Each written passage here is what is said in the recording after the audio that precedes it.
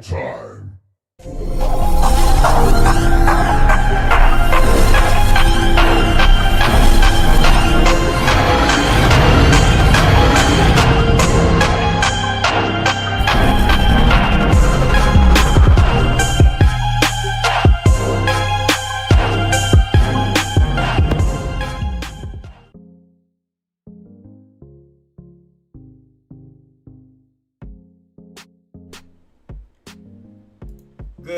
Good afternoon, everybody. Welcome to Jtraedz TV, where we discuss all stock-related contents and much more. Hoping everybody is having a blessed afternoon, man.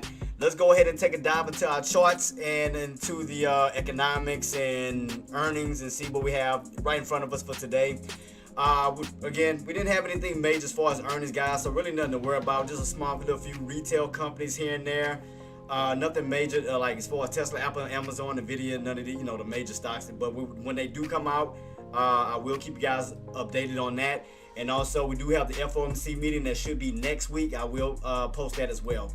As far as economics, like I said, we didn't have anything major today. Nothing major at all. So, I mean, you can see right across the board, nothing major at all. But we will have some major earnings coming up, major economic data coming out tomorrow. So, keep that in mind.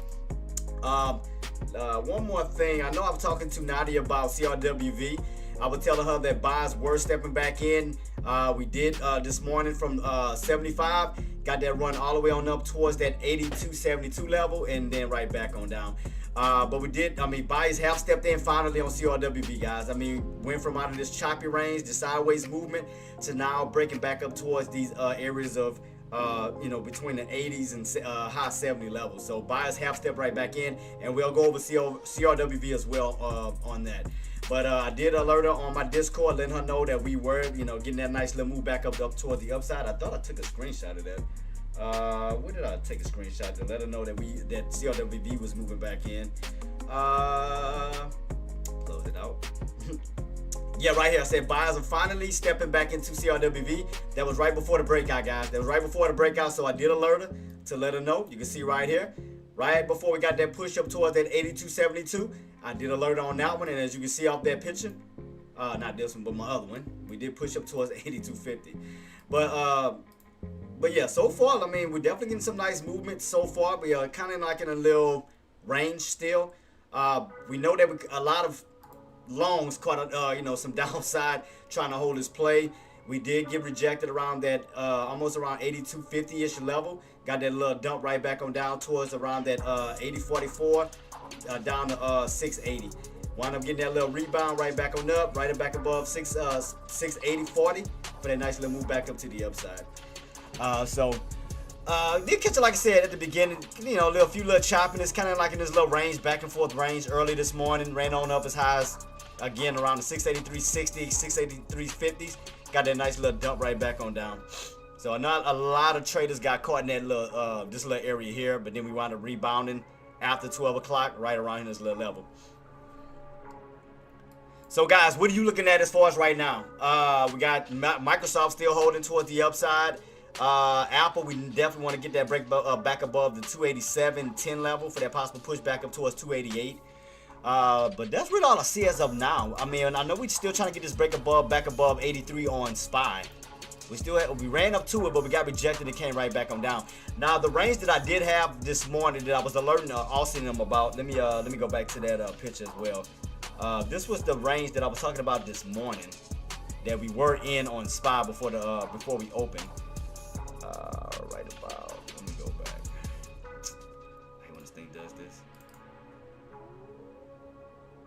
Yeah, right here.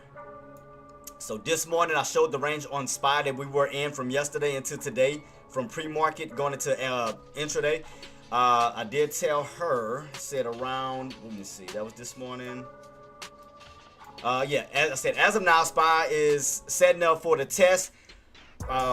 Test around yesterday's high day level that was around 682.50 up to 683. If buyers can successfully break out, then we could see a successful break up towards these 84.85. However, if sellers do strongly step in, then we could pull our way right back on down. Good morning, Queen. I forgot to put my little voice thing back on this on. And as I told, I said if sellers do strongly step back in, we could see a potential pullback down towards the 680.44. And also, look right here in writing. What was the level we came down to? I know we cracked a little bit, but Did we not see that 680.44 level that I did alert you this morning on? Towards those levels? Around 680.44 down towards the 678. I know we didn't go all the way back down to the levels. I said keep that on watch. That's when we was testing the pre-market levels this morning. We can't. How far did we pull back down to? Right here. Yes, sir. Yeah. So we did. So I mean, well, we did see a little bit of 78. We did crack the 680.44 that we did talk about on my Discord. Then we came down towards the around 679. Then we came right back on top of 680.44, back up towards the 683s. So if you notice right now, Queen, we're still like in this little range still. So if we like eliminate these areas and just focus on this little range right here, we're still like in this little range right now of 683 that we still have yet to break out, and now being back on top of this 680.44. So what I'm gonna try to do is, for right now, we're gonna try to just utilize it. Look, we're starting to pull back down to it. Let's see. So I'm gonna try to map this little area out real quick. Let me try to map it out real quick, Queen. Hold up. Let me do this real quick. Make that line solid. Let me take this off real quick too as well. Take that off. So around 683, we still couldn't break. Right back on down. Fall right back underneath this 24. Yeah, so it look like still looking a little weak. Still giving us almost like a little downtrend setup. Almost like this. So still giving us a downtrend setup. So still looking a little weak. Let me stretch it out a little bit more. Go back to yesterday's levels. So yesterday's levels, guys, we came down as low as what was the bottom from yesterday? Bottom we came down around 78, 80, down towards this almost 77, 80 level. So we had these two little bottoms here from yesterday. So let's see. Right now we're pulling back on down. It's definitely pulling back on down. Definitely getting another pullback, guys, on this downtrend setup that we got right in front of us. So we just started. So right now the market is still looking a little weak right now. So here we go, pulling back down towards that 81, towards to possible 80, 680.40, towards this little level here. So let's see if we're gonna hold up when we crack it. Let's see. Let me just highlight it real quick. All right. Got this downtrend setting up right now, guys. Building lower highs right now, so still looking a little weak. Still looking a little weak right now. Still looking a little weak at this moment. So we still couldn't get back above 83.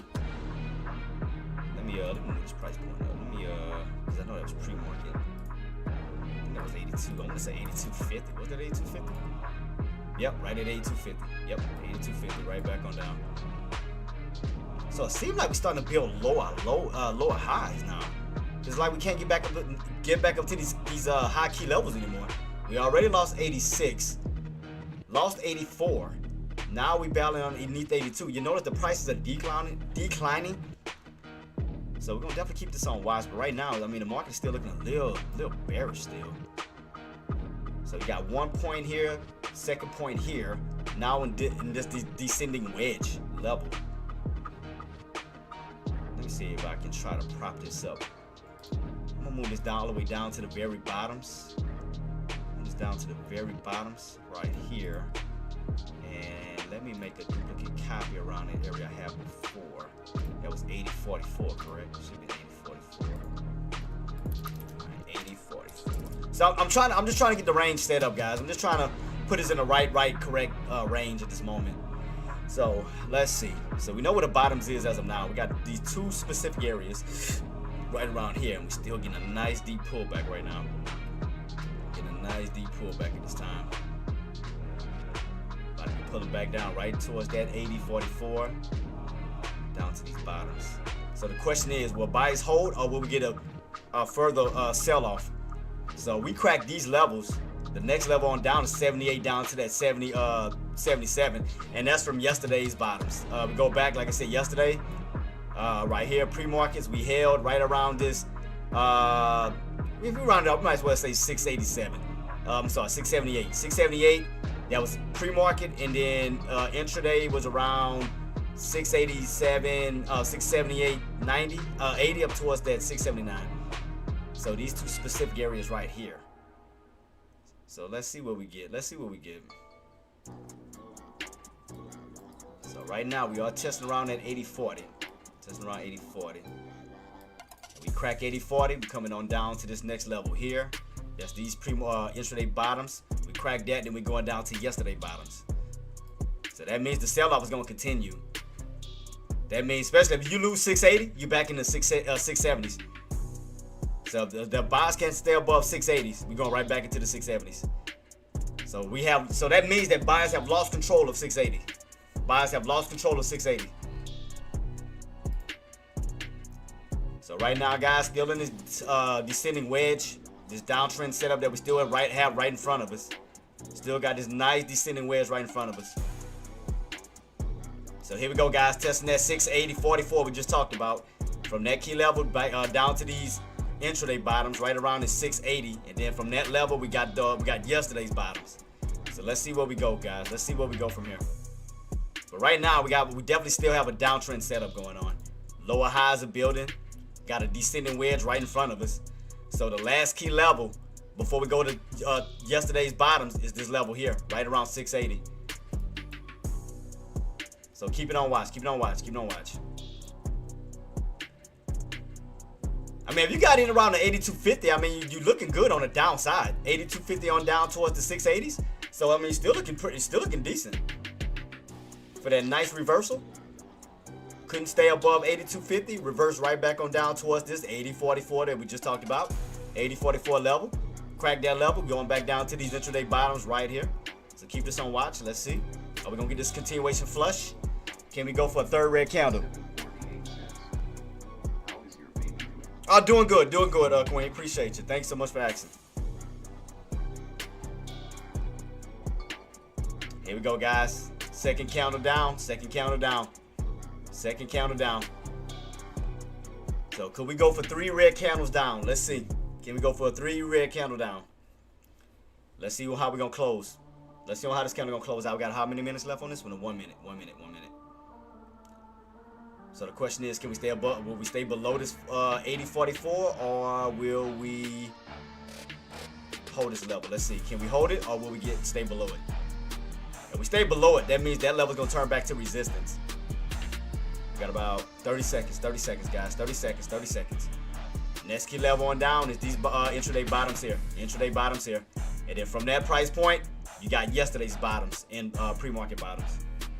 Right now, still dumping off. Man, any news though that came out that could be contributing to that? Like, let me see if I see anything that could have popped up on why we pulling back the way we pulling back. No, I don't see anything like any updated news. I don't see anything. Here we go, guys. Third candle, third red candle down, third red candle down, third red candle. Here we go. Back down to these bottoms. Back down to these bottoms. Could buy his hold for a possible double bottom, or will we crack into yesterday's bottoms? Let's see. If we crack that, that's gonna be your third red candle down. Third red candle. Right now, here you go, buyers. Hold this bottom right here. Trying to hold this bottom. Keep it on watch. Keep it on watch. Let's see.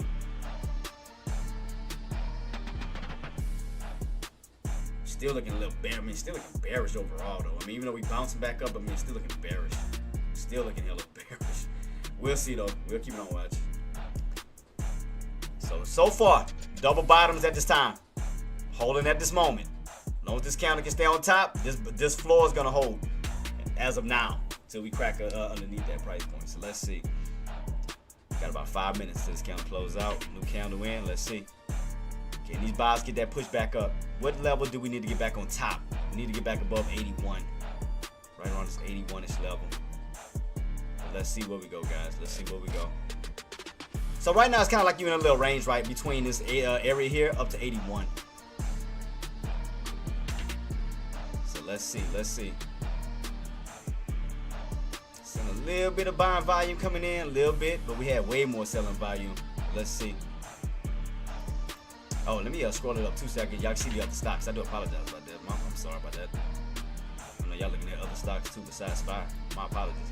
Apple, still got to get that 87 breakout. Get that break back up towards the upside. Get back above 86 first. Up towards this level. Pulling back on Microsoft. Anything holding? I'm trying to push back up. Let me see. What about Google? Google? No. Hell no. NVIDIA. NVDA. NVDA, nope. AMD, nope. Look like they all turning. Where did Apple? Amazon. What about Amazon? Amazon? Nope. They all turning. A lot of them turning, man. I don't see it. I mean, you got Microsoft with a little VY bounce, but I mean, everything else is turning. Definitely turning. We did Google, Tesla. Nope. They all falling. Yeah, they all falling. I mean, look at this. Tesla couldn't hold above that 435, dump right back on down. So damn, you had almost a $10 to $12 drop already on Tesla. Tesla already dropped damn near $12. All right, buyers are still trying to hold these bottoms. Let's see, can they get that break back above 481? Can we get this break back above 481? 481.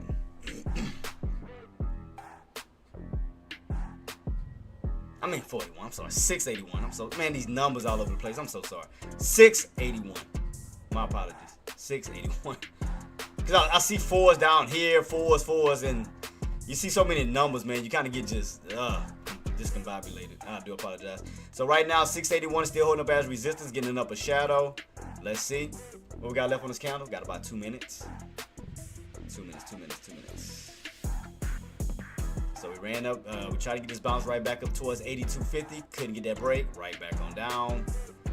So the only levels that's holding up at this time is right around this 679-ish level, almost 670, 680-ish. I would say 680. I don't see anything else like really holding. Everything else looks like they're falling. I mean, look at this. Microsoft, Tesla, like everything else seems to be still pulling back. I mean, Apple trying to go for a VY bounce, but it's still looking hella bearish. That's still looking, I mean, that looked like a downtrend within itself too. I mean, look right here. That looked downtrendish. Apple. Let's see what else we got. AMD. AMD has turned all the way down. Yeah, that's definitely, yeah. Nope. Google. Look at this. I mean, look at all. I mean, all of these are just turning. Still getting stuff right at 681. 681 is still holding up as resistance, so we still have yet to break out of that. So it's like you're in a little mini range, right now. So by 681, 680, like in a little dollar range. So it hasn't made a decisive move yet, whether it wants to break out and get that push back to the upside or crack back down. So kind of just ping-ponging back and forth. So what buyers would need to do is get back above 81 for that possible push back up to 82 plus. But as long as 81 holds, I mean, it's gonna hold back resistance. Let's see what we get.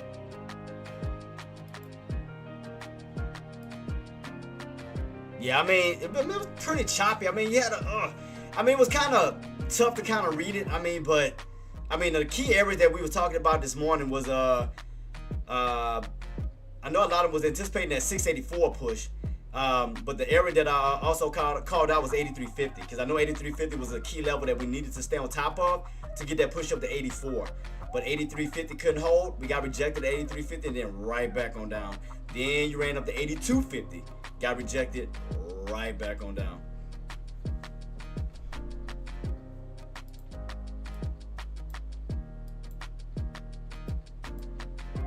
So it's just still looking a little weak, man. Let me see how it's looking on a 12-hour chart. Let's see how we're looking on a 12, guys. Let's see how we're looking on a 12. Let's see if we can see anything. Let's see. I mean, we started out pretty decent, but we started to get like a nice little flush. Let's see. All right.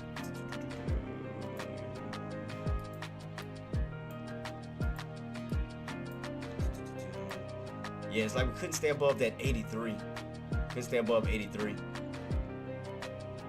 Right back on down, up a shadow. That was at the first half of the market. Got a nice little flush back on down. You can see right here where you got some selling pressure. These sellers sitting at right around this 82. Because you see the bodies of these candles, green and red, back on down, and then look like right here. Just keep this on watch. So if we can break it back above 82, then yes, you do have room to run back up to retest the 83, 83.50s up to 84. But if we do get rejected right here at 82, I mean, sellers could be sitting here for a possible little bull trap. So keep that on watch. And you can see this candle trying to push its way right back up towards this 82 level. Trying to go for this retest again at 82, so we need that breakout. Need to get this break above 82 for that push back up towards the 83, 83.50s. So it looks like those buyers are trying to step in and push. Where we at right now? Yep, still trying to push. So yeah, we definitely want to break above this key level because you can see where you're keeping stuffed at. The level that you can't hold. It's around 82. You can see right here, 82, rejecting right back on down. Try to break above 82, fell right back underneath 82. And then right here. So it looks like it's getting a little weaker than anything. So we'll keep it on watch to see, guys. Lows was around 678, 678 hills. Held back up. So yeah, we'll keep everything on watch. We'll see where we go from here. Are we back above? Yeah, we're back above 81. So 80, those bottoms held, double bottoms held. We know we gotta get this break back above 82.50. Man, today it just it was just a little off today. I mean, you had some good, decent areas. Like I said, let me see if I can put this correctly. The correct channel. Let me see. Let me take off this alert real quick so we kind of get a better understanding on the setup for the day. So let me do away with this 80 levels. Let me take these lines off real quick. Get a better readout all the way up. 83.50-ish. Let's see. 83.50. Yep. So almost around this little area. Tops. What was this?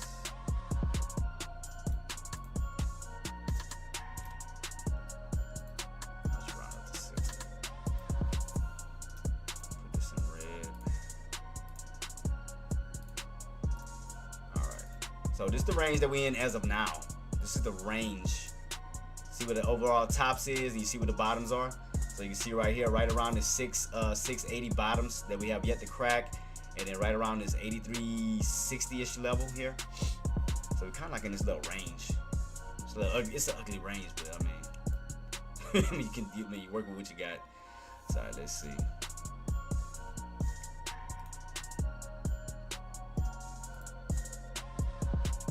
Got this little bounce right here. So this old support line, look right across the board to see can we turn this back into support. See right here where we bounced at. Let's see, can we turn this level back into support or would it turn into resistance? Let's see what we get.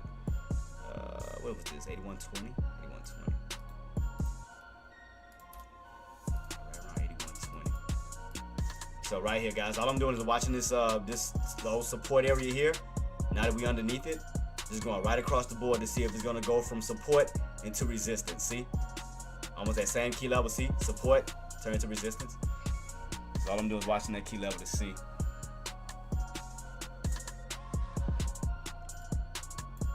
Boy, I ain't gonna lie, I was hella choppy today. Hella choppy today.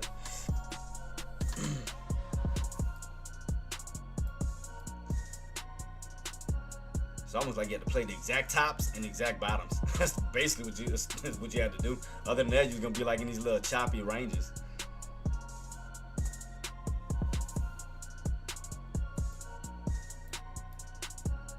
Anything else? Still, Microsoft still fading. Google still not holding. I still don't see anything holding though, man. Like, I don't see nothing holding. Apple, look like we about to crack the VWAP back down. What is that, 85? Yeah, it's 85. Crack 85, we have room to fall back down towards the 84.50 down to 84s. We can't hold. Yes, it looks like it's, I mean, all of it's still looking weak. I'm just gonna be honest, this all still look weak. Like a lot of them is not holding. We still got like a little downtrend on this Amazon. Now the one I was anticipating to hold, which we not, was Meta. I ain't gonna lie, I was still having faith in Meta. Meta was the only one I had faith in still. Like that was my main one. That was my main one because it did try holding. It's still holding as of now. The bad boy's still holding because we haven't got a major drop after we had this pullback and this bounce back on up. It's been holding up pretty decent.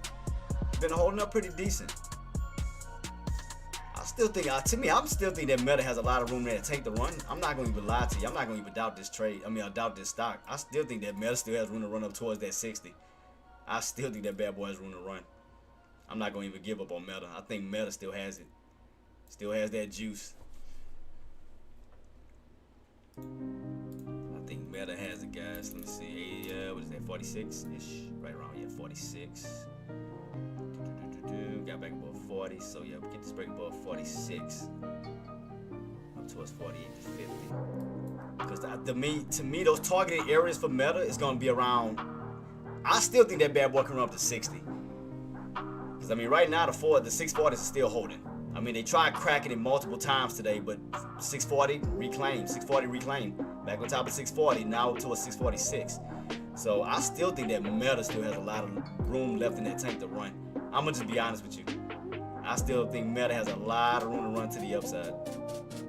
I'm not going to even count that one out. Because, we get that push. Not too far from the 650s. That's what, damn near $4 up. And then from that 650, $10 away from that 660 range. So I still think Meta has a lot of room to still push to the upside. So I would just keep that on your list, guys. Meta. I still think Meta has a lot of room to still run. Is the RSI still low on it? As far as Meta? Let's take a look. See, SPY was still hitting that red trend line. Remember that trend line we talked about yesterday? Still hitting that red trend line. Still see that strong key area we talked about? That's why we need that break above 690 plus to break out of this range finally. Which we still fighting, man. It's still holding up as a strong wall. Still holding up as a strong wall. Look right here. Every time we hit around that red trend line, pull back. Red trend line, pull back. That's why we need that break above that 690 to finally break us out of that range and create a new high day. But other than that, again, as I was telling you guys, crossing over to 2026, the only thing that's making me iffy, if we can't break this level, where we can fall back down to. Back down towards that 650, down towards the 610-ish area. We can kind of get like a little sell-off, kind of like we got in 2022. See how we ran up in 2021, crossing over to the new year? What happened? Your bearish market started. You had that dump off because we couldn't break above that trend line, and we got that nice bearish market, nice fade on down from the 480s all the way down into like the 350s, 360s. So the question is, now that we retesting this trend line once again, can we finally break out going into 2026, or could this be another repeat, almost like a double top, crossing over to the new year for a possible fade? So that's the only thing that just has me a little concerned about SPY. That's the only thing, guys. And I know we got the FOMC meeting coming out next week. So this is the only thing that's concerning to me right now with SPY. Because you see SPY still getting weak right now. So this is the only thing that's concerning. Is that trend line. And we can't get that breakout. I can see us falling back down to that 50.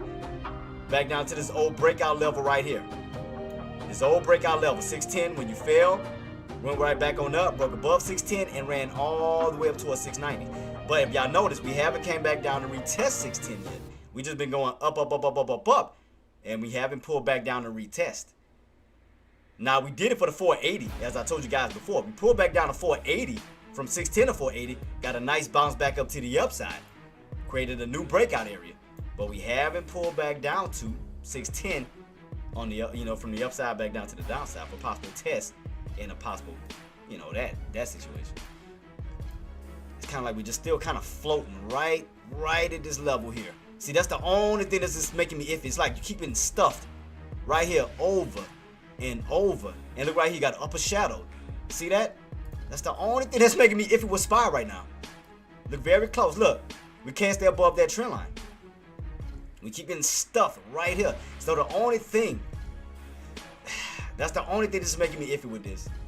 Can we get that push up? Well, it depends on what comes out on FOMC meeting, of course. Can we get that acceleration up and break out and create a new high day or, all-time highs where we can finally break out of this range that we've been in for like 4 years? Or could this become our death trap for that move right back on down to the 650s, back down to the 610s? And we'll see that dump back down.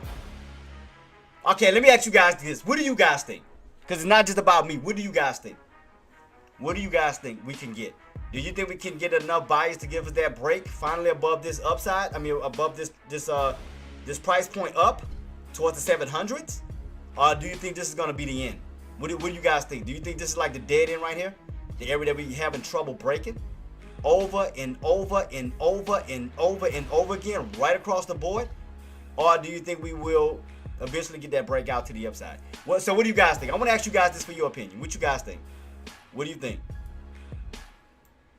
What you think is going to happen?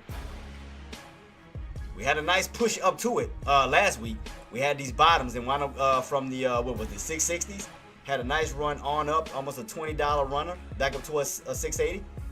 And then, same area. Look at this. Every time you run up, reject it.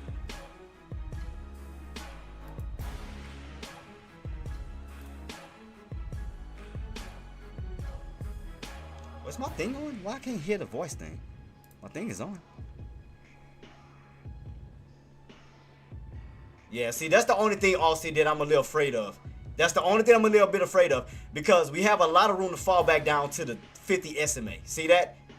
Right here where that 50 SMA is lined up almost right with that 610. That's the only thing that's making me just like, you know, I mean, how many times we going to keep hitting this level and, I mean, get that hard yank? Like, that's the only thing that's making me just kind of paranoid being at these tops, because it look like the market is still getting, look, I mean, look at this. Look right here on your 5-minute time frame. It's still getting weak. It's still getting weaker and weaker. It's like we have yet to come back to those highs again. That's the only thing that's making me iffy, is this area right here. We have yet to break it. We tried it multiple times. Once, twice, 3, 4. I mean, I know today is Tuesday. Today is Tuesday. So that means we got between tomorrow through Friday, we got to get that push up this way. We got to get that break up this way, because other than that, we're going to have another week getting hammered right around this 685 to 690 level. I mean, right here, we just keep getting hammered over and over and over again. That's the only thing. And then as we getting closer towards 26, that's the only thing that's making me just a little bit paranoid. It's like you got these bottoms, 650, and you got this tops right around this 685-ish, the 686 level, with the highs around 689 to 690. But your body of the candle is keeping stuff right here, right around 85, 86. So we look at it like this. I mean, this is the only thing that's holding is this range. Because we having a hard, because like I said, the buyers refuse to let those sellers crack the 650. And the sellers are refusing to let the buyers break above that 685, 686. So that's the only thing is right here. That's the only thing. And we got an upper shadow already going into this week. And I mean, starting to show a little bit of weakness already, with just Monday and Tuesday. See, that's the only thing that's concerning of me. We still have yet to break that level. And like I said, if we go back a little bit, guys, look what happened last time. We ran on up at the end of 2021. That was in what, December? No, November going into December. Yeah, see right here, Queen? Look right here, Aussie. See, we ran up in 2021, going towards the end of 2021 into 2022. We ran up towards that 480. 480 became that death trap and yanked. I mean, Lucky, you see that though, right? Look, this is 2021 going into 2022. We hit that strong trend line, right? This was November, December, going into January. Trend line, rejected. Trend line, rejected. And look what I have. Look right here. 2022, we had a bearish rally. A bearish market in 2022. So the only thing that's making me a little paranoid is 2025 going into 2026, hitting the same exact trend line once again, where we're having a little bit of trouble even trying to stay above 85, 86. So that's the only issue. I mean, it depends on what comes out. I mean, like I said, I can't tell y'all what's going to happen right now, because the FOMC doesn't come out until the FOMC meeting is not going to come out until next week, December 10th. So I don't know, you know, I mean, about as far as they talk about the rate cuts and everything like that. I mean, depending on what he says. I mean, it could get a nice explosion up if everything goes, you know, goes according to plan. But if it's negative, guys, I'm telling you how much room you can drop. I'm telling you. I'm making you aware of this. Matter of fact, let me go ahead and do this. I'm gonna do this. I mean, I know I already got these color coded, so this is gonna be our range. So let's just say this. We'll treat this like this. So we'll take this whole entire key level right across the board. Right? We'll make 650 the mid area, because that's the area that we need to stay on top of, right? All right, so that'll be your mid area. That's separating you from falling all the way back down to 610. So that's gonna be your mid area. But if everything is bad, you will retest that 650 for that possible move back down to that 610, and that's gonna pull you right back down to that 50 SMA. So that means you'll have to crack underneath that 13 EMA to give that gap fill down, the indicated gap fill down, and it's lining up damn near with what price point? Right around 610. So right now we're trying to hold up pretty steady, but right now, I mean, we're still hitting this brick wall. We still have yet to break out. So I mean, if this week can close above at least 685, 686, we have a fighting chance to create a new high of day, all-time high, towards the 700s. But if this week doesn't close above those price points, it's going to be another candle stuck right here. It's going to be another, because these are weekly candles. These are weekly candles off my 5-year chart. So right now, we in this candle right here. We have Monday and Tuesday. So right now, we still got Wednesday, Thursday, Friday to see where we go. So question is, can we get that push up, or will we get that fade right back on down to that 13 EMA that's going to put you right back into the 660s? So that's the $1 million question. So right now you see a little bit of an upper shadow because we still have yet to break out. Still have sellers sitting right around here. Again, every week we fail. Every week we fail. Every week we fail. Every week we fail. And look right here, right across the board. So that's the only thing that we need is that break above this level here, guys. Like I said, at least 686. 686, get that candle to close up. That's going to finally get it out of this range where we'll have a successful green candle holding above that red trend line. Because other than that, look at this. Red candle, red candle, red candle, and then all your green candles underneath that red trend line. See that? You try to get a breakout, but then you fail. Try to get a breakout, but then you fail. Try to get a breakout, but then you fail. Then your green candles stuffed underneath what? Red trend line, red trend line. So this is going to be a very, very crucial level here right here, guys. It's going to be very crucial. Very, very crucial. So with all that being said, let's go into the 5-minute time frame. So at least now that we got over this little level, when we need to break out, the level that we need, we're going to see how we're going to pan out for the rest of the week. Wednesday, Thursday, Friday. So we know we got to at least get this candle to close above. At least get this week to close above that price point. So we got to see at least 686 plus. We got to get that candle to go that way versus back down that way. Because it's going to be another week with this level holding up as resistance. So that means that possible more pullback can occur. So that's the only thing. Now that we went over this, let's go ahead and shut that down. Now that we did our homework on that note, now let's see where we're at right now as far as our 5-minute time frame. All right, so as far as the 5-minute time frame, I mean, even if we go to a 30-minute time frame, we can still see it. So we go to a 30. Right now, look at this. Oops. Remember that level right here we talked about? That bottom? Watch that level. Look like you're falling right back underneath it. Falling right back underneath it. Let's see if buy's gonna hold. What we got left on this candle? I think it just opened. So yeah, you still got 5 minutes. 5 minutes on this. So yeah, watch on how this candle's gonna close. Back underneath that 81.20. Or back on top. Let's see. I see upper shadow. I see upper shadow. I see a nice sell-off right here. That's looking hella weak. Yeah, I'm definitely seeing a little bit of weakness. We still got this downtrend setting up still. So it's still, the market's still looking weak, man. I mean, I'm not going to even sugarcoat it. The market is still looking a little weak. No matter how I try to put it. I try to sugarcoat it, make it sound nice. The market is still weak at this time. All right, let's see off the 30-minute time frame what we got. And would you say, look, I wouldn't even pay attention to what he said. Trump going to say something and we rock it. I mean, depending on what he say. And but don't forget we got the FOMC meeting. That's gonna be another one. All right, let's look at the 30-minute time frame off top. All right, 30-minute time frame. What we got? So we know we got these tops as of now, right around 83.60, 83.60. Trying to hold these little bottom areas right around 680. Then we got these true bottoms right around here. So you got true bottoms, which is right around here, guys. Right around that 678. Because you can see the areas that sellers are refusing to let the buyers break.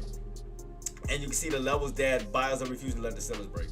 So you're in a big range. You're still in this range from what today is? Tuesday, right? So Friday. Yeah, Friday, Monday, Tuesday, we still got like this sideways movement still going on. Let me see if I can. How's my 30-minute time frame set up on that one? Still got the same exact price on my 30. Yeah, still got the same exact price. Says, $CRWB went above $80. I thought we'll go to 87. It went down. Yeah, we're 82. Queen, I just sent you. Queen, did you not see that picture I sent you? When I had the arrows, we hit those highs. Look at your Discord. I sent you the picture.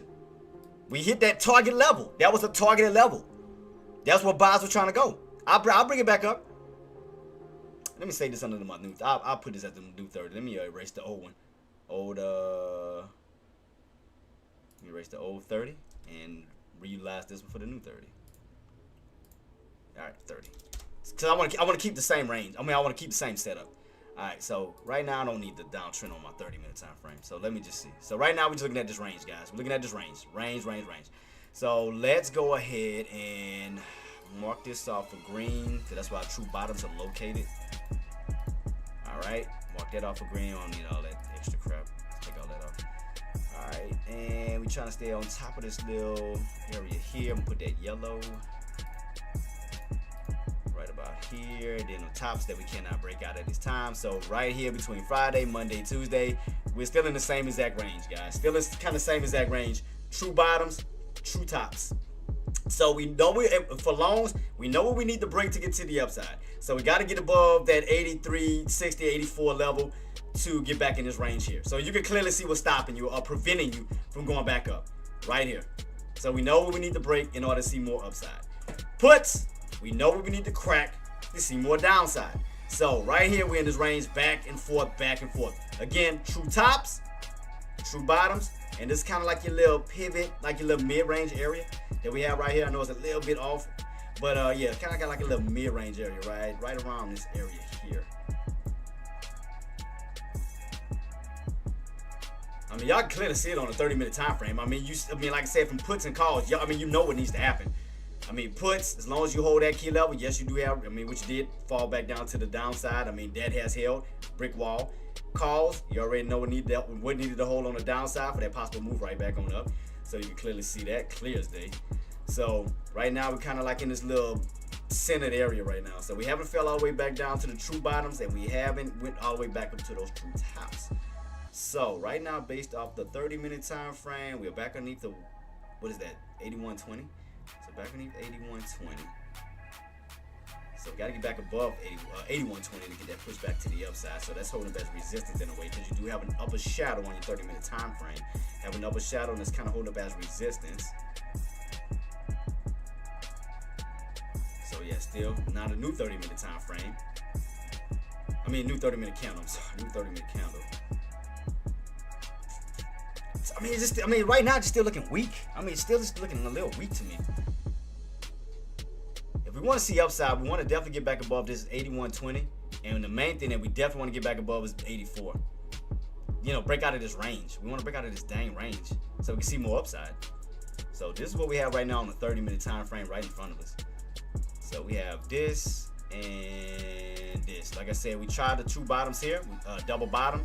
Bam, got that move right back on up. Came back down, then got retested these almost like a double top. Tested these tops, right back on down. Tested this top, right back on down. So, guys, y'all see it for yourself. That's what we need to break. Longs, we need to get above 84. Shorts, we need to get back below these, we'll say 678s on down. Crack 678s, downside, above 84, upside, point blank. So this is what we need, guys. So this is what we need for longs. I'll draw it out. All right, for longs. Oops. All right, longs, we're already holding this 80 level. So we need to break back above 81, right? Get that nice little push back up to the upside of 82, mainly 8250. 8250 up to 83. These key levels is what we need to break to get that nice push back up to the upside. That's what we need. So we need to turn this old resistance into support for pullback bounce opportunities. Same thing on the put side. So shorts, you want to crack below that level here turn that into resistance for that move right back on down. That's what you want to see.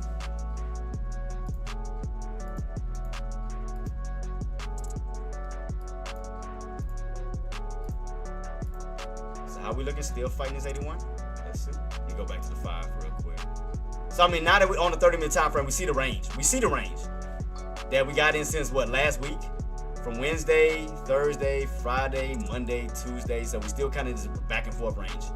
Back and forth, back and forth. And that's the only thing I hate about options sometimes.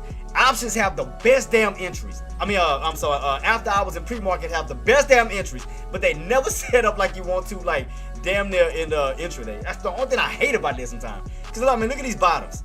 Pre-market, after hours, best bottoms. Best bottoms.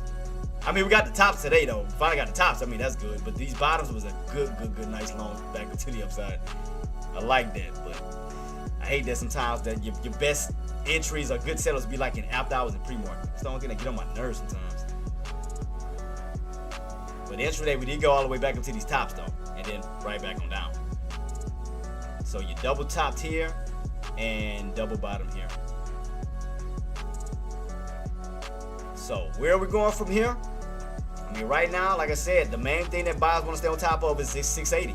You crack that 680, I mean, you got room back down to those old pre-market levels from yesterday. You got down to that 70, that 79 down to that 77. Back down to these old key levels here. See what these true, like I say, remember where these true bottoms are located? Back down this way. So if sellers were to crack 680, you got this level here, around that 670, 679-ish level.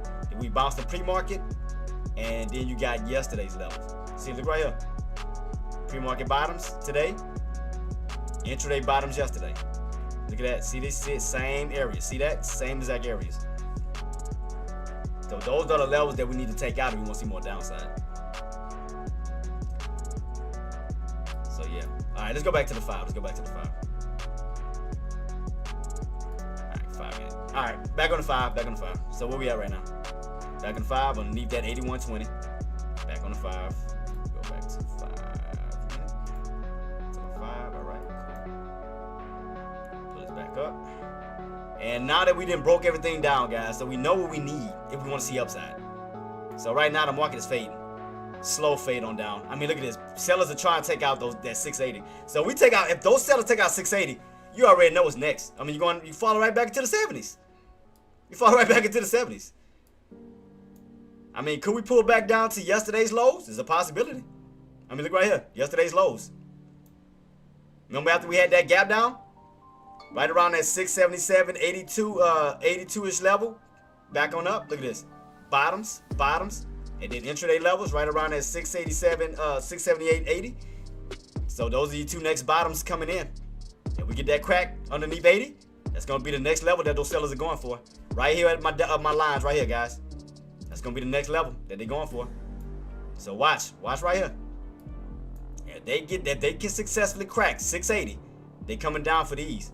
They want those. I'm telling you. They want to go for that retest. They want to go for that retest. And that's still going to give you your downtrend setup. Your descending wedge on down still. You haven't broken out of that downtrend yet. Downtrend is still commencing. See? Downtrend is still commencing. So keep it on watch. Because I mean, it just looks hella bearish, man. Everything still looks bearish. Because it look like it still want to yank back down this way. I mean, look at this guy. I mean, look at it. Well, I mean, put it like this. By looking at this, what is screaming out bullish to you at this moment? Nothing. I mean, yes, you had some good bouncing opportunities right here where you had this double bottom. But, I mean, the overall setup is not screaming bullish at all. I mean, to me, it's still screaming bearish. Because all you did was bounce, run into the trend line, fall right back on down. Bounce, ran into almost around that trend line, right back on down. You still are in a descending wedge. To me, it's not screaming bullish at all right now. I mean, look at this setup. Setup is still just a descending wedge. Oh, I still got faith in Meta though. Man, Meta, come on, Meta. I still think I want to see Meta push, man. I still think Meta got some room in that tank. I still want to see that. So just keep it on watch, man. Keeping everything on watch, guys. Okay, so let me ask you guys this. How you think this week is gonna end? I mean, do you think, okay, let me ask you this. Do you think this week is gonna end on a strong note? Where we find our way back up to the 85, 86 levels? Or do you think this is gonna be somewhat of a pullback week? Oh, I'm sorry. Oh, MSTR, I'm sorry. Oh, and let me go to that picture that you talked about on CRWV. The one we talked about. Let me show you the levels that they ran up to. Where's my picture at? Let me see. I saved it. Where did I save it? I'm gonna show you, and I'm gonna show you why you pull back, Queen. Yeah, I'm about to go to it. Look. I'm gonna show you why I pull back. Look, and I posted it. Check your Discord. All right, look, Nadia. By looking at my CRWV, why you think it pulled back? Why you think it pulled back? Because what? We hit those targeted areas, right? The areas that we got rejected at before. You had room to run up to what? Your targeted areas right here. Around at 82.72, right? You ran up. See that? Almost like a little double top. You got rejected, came back on down. See that? That's why I say you gotta watch your price points. Place your lines and understand those psychological levels. That's why I pointed this out. I told you buys were coming in with room to run up. Remember that. Go on my Discord. Before on that run, what did I say? What did I say on here? I got the proof right in front of you. Remember, that was before the breakout. I said to you, I said buyers are finally stepping up on CRWV. I showed you the setup from 75. And you see what my red line is at, right? 82.72. What happened? What did we run up to? 82.72. So that was your bullish opportunity. That was your move. That was your move to ride that candle up to what? That area. That was the specific target price point. Now, once you break above that, yeah, your next key level is gonna be up to 85 to 86. Yeah, that'll be your next key level up. But starting off to right now, that first key level or the first target was gonna be around 82.72. So that's where you got that at. That's where you got your run up to. All right, so MSTR she wanted. Let me see. MSTR long or short? What are you doing? Still watch this level, guys on Spy. Still watch this level. Damn, it's looking ugly. God, it's looking just almost like a head and shoulders. I like ugly. Almost like a shoulder, head and shoulder. Almost give off a head and shoulders pattern. Damn near. Look. I mean, I know it's ugly to read, but look. Shoulder, head, shoulder. Right back underneath that 182, that 681.20. Almost like a head and shoulders pattern. I mean, it's, like I said, it's ugly to read it, but I can see it. Head, shoulder, and look, bam, right back down. So it is a head and shoulders. All right, anyway. Go back to, okay, what was it? MSTR? I told you I ain't see nothing bullish right now. I see everything just negative. I see everything bearish versus bullish. All right, MSTR, what we looking like? All right. Y'all got a 1.8 on us? MSTR. I mean, yeah, MSTR got some room to run to the upside. I mean, you finally got back above and almost kind of look like damn near CRWV. Kind of damn near identical. Well, CRWV already ran, but this one look like it has room to run because you are back above the 9 EMA, above the 20 EMA. As long as we can stay above, what price point do we need to stay? What is this? Almost around 186. Let me see. We get above 186. Hold that key level right around, almost around 186. Let me round it off. Almost to 186. Let me see what's gonna hold up at. Let me see. Yeah, about 186. Get that break above 186. You got room to run up towards that. I mean, you got room to run up towards that 200 range, up towards that 50 SMA. Go on this little squeeze, because that's gonna be right here, your next intended area. On up, be right about here. So you get above 86, you got a lot of room to run to the upside. You're gonna have a few little areas that you're gonna have to get above though. See this little area here first too. It's gonna be around 194-ish. Gotta get above that. What is that? And up to this intended area. Yep. So 186 to 194. Break above that key level. Then you have room to run up towards that 200 to 210 range. So I mean, MSTR got some room, but we gotta get above 86 though. Get above 86. So I'm gonna put an alert at 186. But that's gonna be the level you need to get above first and foremost, before you even get the ball rocking and rolling. So Nadia, 186 is gonna be your level you need to get on top of on the long side. 186. Yep, right here. That's gonna be the main thing you need to get above, 186. Then from that, 194. From that 194, you have room to run up towards that 200 to 210. So, and you know, basically like a gap fill up from these indicators up to this indicator, like this little gap fill. So yeah, just wait until we get above one. Keep that on your list. 186, above like around 186. Keep that on your list. All right, SPY still around this still. Let's see where we go. Your sellers, you already know what you need to take out. If you want to see more downside, you already know what level you need to take out. You need to crack that 680. 680. Buyers, you already know what level you need to get back above to see upside. You need to get back above this 680, 120 up towards 682. Get us to that breakout out of this trend line. We'll get reverse the play. So keep that on watch. Keep it on watch. Because that little wedge is getting tighter and tighter and tighter. It's going to make some type of move. It's coming. We'll see. Because long as, like I said, buys still possess the bottoms down here around that 680. Buys still possess it. Because we still haven't taken it out on the downside yet. So that's still holding. Still holding. Still holding.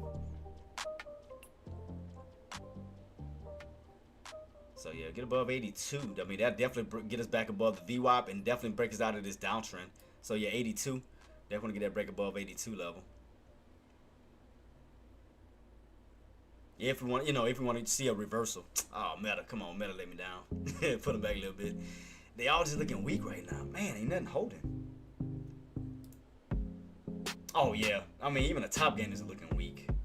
Like 0.88%, 0.70. Normally when you're in a bullish day, you'll normally see like a 4%, 5%, something like that. Yeah, right now it's still fading,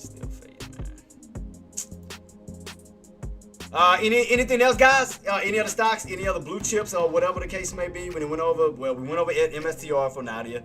We talked about CRWV. Matter of fact, how's CRWV looking now? Yeah, we still fading on down? After we hit that top that we talked about, we still fading? Oh, yeah. Yep, after you hit that targeted area, yep, right back on down towards that 75, right in my little area.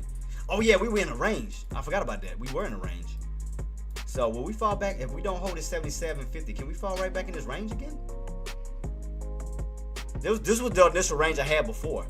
I had checked out last night. See, that was the range we had from what was that? Almost 70 up to 77.50. That was the range. Then we wound up breaking out of that range up towards 82, back towards the 77.50. So could we stay on top of this price point, or will we fall right back down? That means that we fall back underneath. The more downside is coming on CRWV. That means you can fall back down to that 76, down to 74.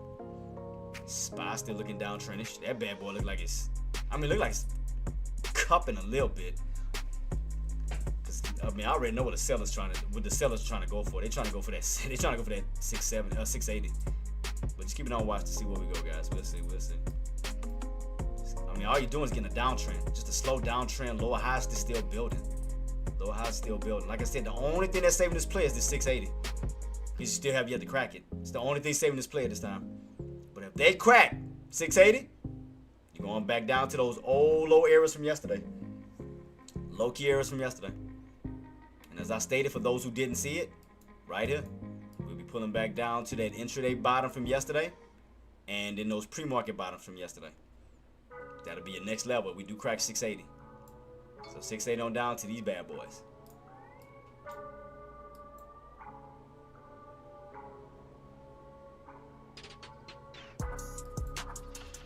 We got Microsoft still fading underneath the VWAP. CRWV been back underneath the VWAP. Ain't nothing to worry about on that one. Anything else maybe holding? We got back up, or we still? Oh, yo, that's curling out. Yeah, that's definitely curling back on down towards 81. You can clearly see that big old H pattern, or this big bear flag pattern on the video. You definitely see that bad boy pulling. Tesla. Tesla fighting around at 425. Fighting around 425. They hold. You do have room to push your way back up towards 2750. Trying to, like I said, as long as they hold 25, but if you crack it, back on down you go. So right now, 425 is holding for Tesla right now at this moment. It could be what's helping us SPY bounce back too. So Tesla's bouncing at 425. What else? Did we check out already? Oh, okay, 285 for Apple. 285 for Apple. A lot of them still looking weak though. I mean, the only one that still seems to still be bouncing is Tesla. What about Amazon? I mean AMD. Nope, AMD. Nope. We already got Microsoft. No, yeah, Meta already fading. I already saw that one.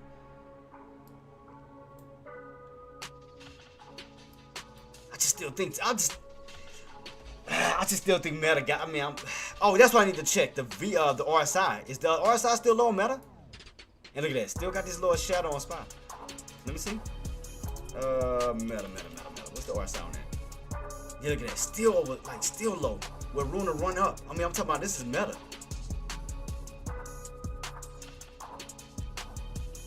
What's it fine, man? What we need to get back on top of though for that? 680-ish. Cause we gotta get back above the 90 minute. I mean the 13 and the 50. Man, we're gonna have to have a strong push. We're gonna have to have a hell of a push back up to the upside with Meta. I mean the RSI is low. I like that where it has room to get that push back up, but we're gonna definitely have to. We're gonna have to get back at least around 680.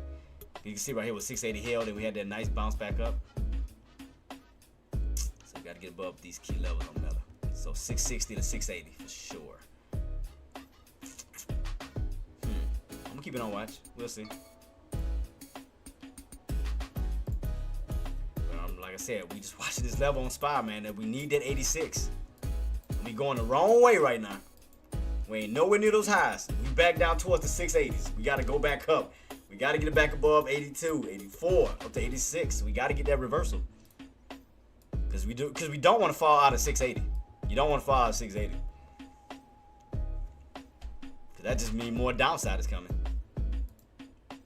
So right now, buyers are still trying to hold this level. Buyers are still trying to fight. 680, they refuse to let it go. See, every time we come down, buy you step in. Come down, buy you step in. Come down, buy you step in. Like they're still fighting at 680. But what we need is 682 plus because we want to break out of this downtrend setup.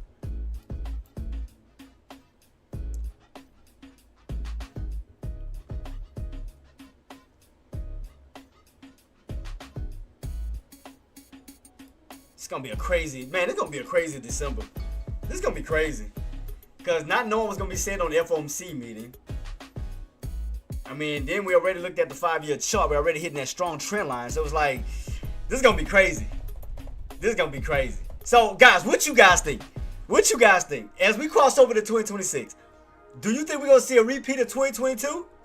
Will we have that nice pullback? Or do you think we're going to get that breakout and create some new high days? Some new record-breaking highs? What do you guys think? What y'all thinking? I want to hear you guys' opinion. What do you guys think?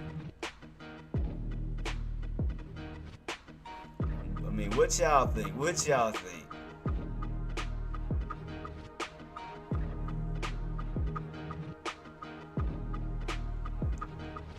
I mean, to me, it's kind of tricky because it all depends on what comes out on the FOMC meeting.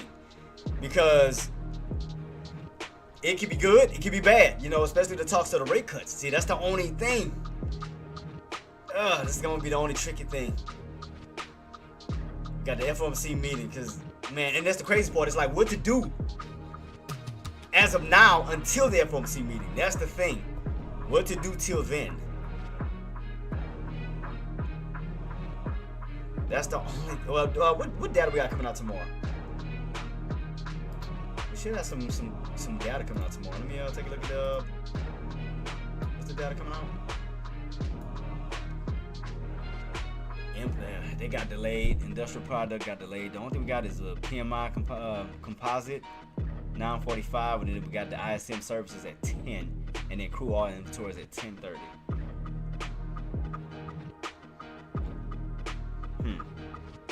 9:45 PMI and 10 o'clock ISM. Okay, so between 9:45 to 10. All right, so we're gonna have data, so we should see some type of movement. Okay. All right, let's see what the buyers gonna do, buyers. Let's see. Can they go for it? 82. Need that 82 push. Let's see. Right now, bottoms are holding. Bottoms are holding at this time. We need that 82 push because we want to get above the VWAP and we want to break out of this downtrend. We want to reverse this play back to the upside. Because again, the main thing that we're gonna need is 86. I'm telling you, we need 86. What was this level to? Was that 8250? We got to break to as well. 8250. This little area here, 8250. All right, come on, guys. What can we get? What can we get? 8250. So let's see what we're gonna get. All right, get back above 81. All right, get back above that little support line. All right, get that little push back up to 82. 8250. We want to break above that price point up to the 83s to retest this top here. So right now, look like buyers are trying to stay in right now, guys. Let's see, can we get that push? We gotta get that 82 breakout. 82 breakout. Because we want to get out of this downtrend setup. We don't want to, we don't want to get caught in a bull trap, back on down, fake out, breakout. We want to definitely see those strong, healthy candles back to the upside. If those buyers are going to step in. See, we don't want to see something like this. We don't want to see like it pushes, then up a shadow. We want a strong, solid green candle up. Strong close. Strong close up. We don't want to see no upper shadows. We want to see strong closes. If we do get upper shadow, just a little one, but the majority of the body of that candle green. Almost kind of like we got here. We want to see some strong green candles on this push. I see you, Meta. I see you trying to get that 46. I'm watching you. I know you got room left in that tank to still push. I still think that bad boy going to 70, to that 60 range. I still think it's going to 60. If I'm wrong, I'm wrong. But if I'm right, I'm going to just say I told you so. That's all I'm going to say on that. But don't say I didn't give you heads up on it. All right, here we go. Fighting this 8120 again. 8120. All right, that's going to be level number 1. Get above that. We'll have some type of, other than, these bottoms, we're going to have another support area. Almost building like a higher low. So you'll have these bottoms, and then we'll have a secondary bottom. Because you see, last time we held, we got some little pullbacks, but then we held right back on top of that 8120. Got that nice push right back up towards that 8360.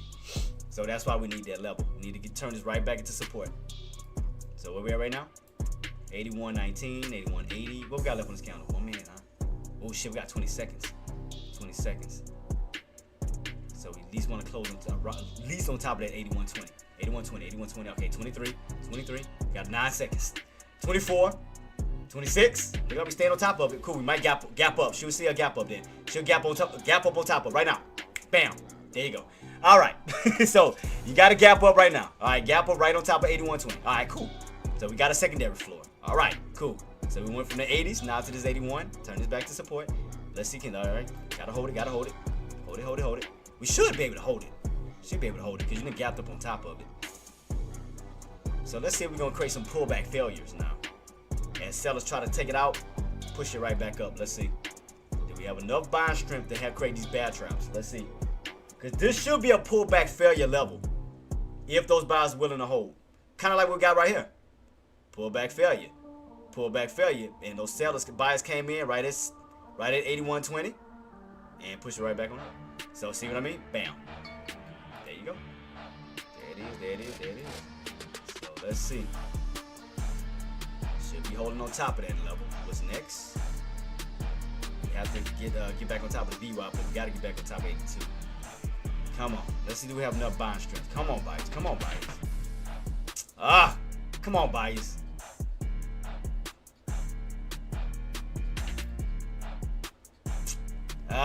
Come on, buyers. Let's see. Gotta get that push back up. They got to get the push back up. They have to. They got to get that. They got to get back on top of this 8120. Come on.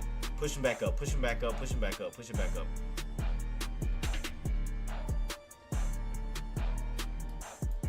Man, come on, buyers.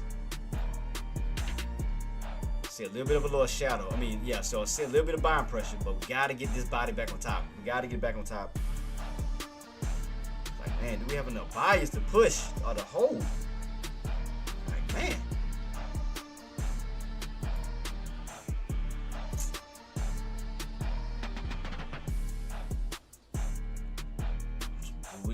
these buys. We gotta create this big bear trap right here. This is where a good bear trap should be setting up right here, where you have a lower shadow and the body of that candle go right back on top. But God, look like still got more sellers than buyers right now.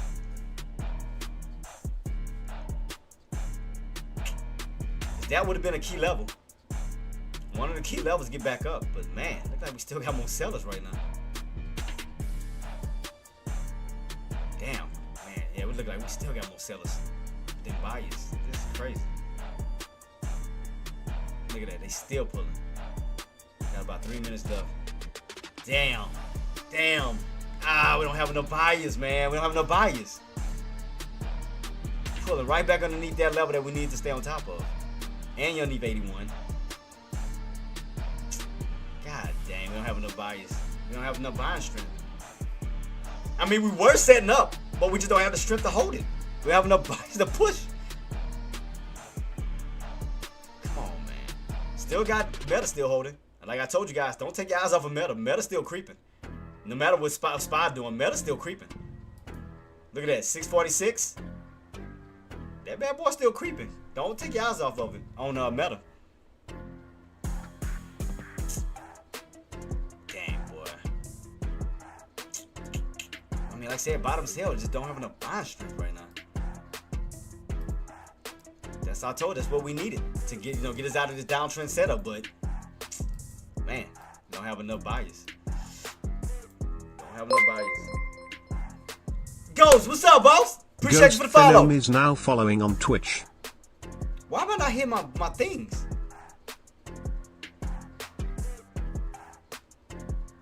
I don't hear nothing like going off. Like I don't hear my alerts. I mean, is something off of it?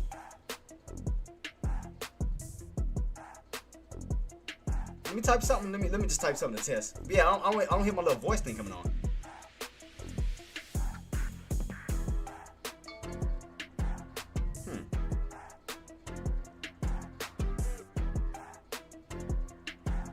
Let me do a test run on it real quick, guys. I'm gonna just put test. Let me see. Yeah, see, it pops up, but I'm not hearing the voice thing. I'm not hearing the whatchamacallit. Huh. Yeah, everything is on. So why am I not hearing the talk, the speech, Yeah, something is off. Something's not.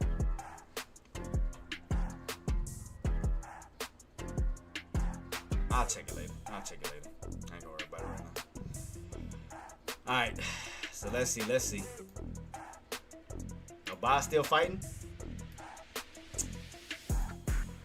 Alright, Boz look like he's still trying to fight. Let's see, man. He's right underneath that 8220. Come on, buyers. Come on, man. Come on, buyers. Get this push. See, Boz gotta get this push. We gotta get back on top of this floor. Come on. Cause we got a nice little shadow. I mean, you had some buying pressure coming in. Some good buying pressure. Cause we gotta get that flip. Get it back above this level. We gotta want to possibly push our way back up to 82. It's like, boy, right here is like a battle back and forth, right? Like right here.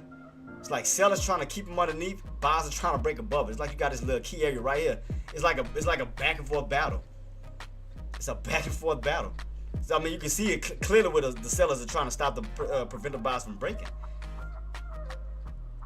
Yep, right back on down. Still turning down. I mean, I was trying to root for the buyers. I mean, I'm trying to root for the longs, man.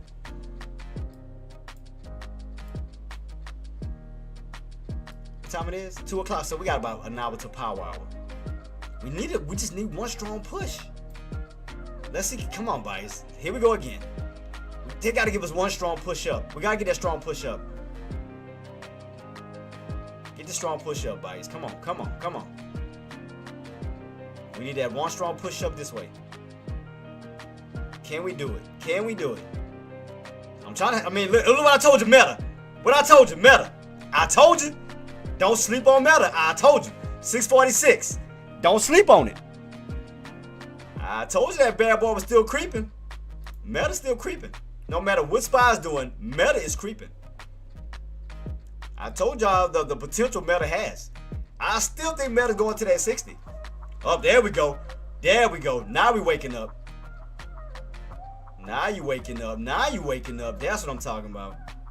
Now we getting it. Now we getting it. Come on. Come on. Keep pushing. Keep pushing. Keep pushing. We want to get above 81.50 up to 82. 81.50 up to 82. Come on. Come on. Come on. Because once we get above 81.50, that's gonna start to slide us right out of that downtrend. 81.50 hold, then we got room to run up to the 82. There we go. There we go. There we go. There we go. There we go. There we go. There we go. There we go. I was like, man, we need that strong push. We got it. We finally got it, but we gotta get this break above 81.50. 81.50. 81.50. 81.50. Come on, man. Come on. We gotta break out of this trend line. Out of this downtrend. Come on, come on. 81.50, baby. I was waiting to see if the buyers gonna push.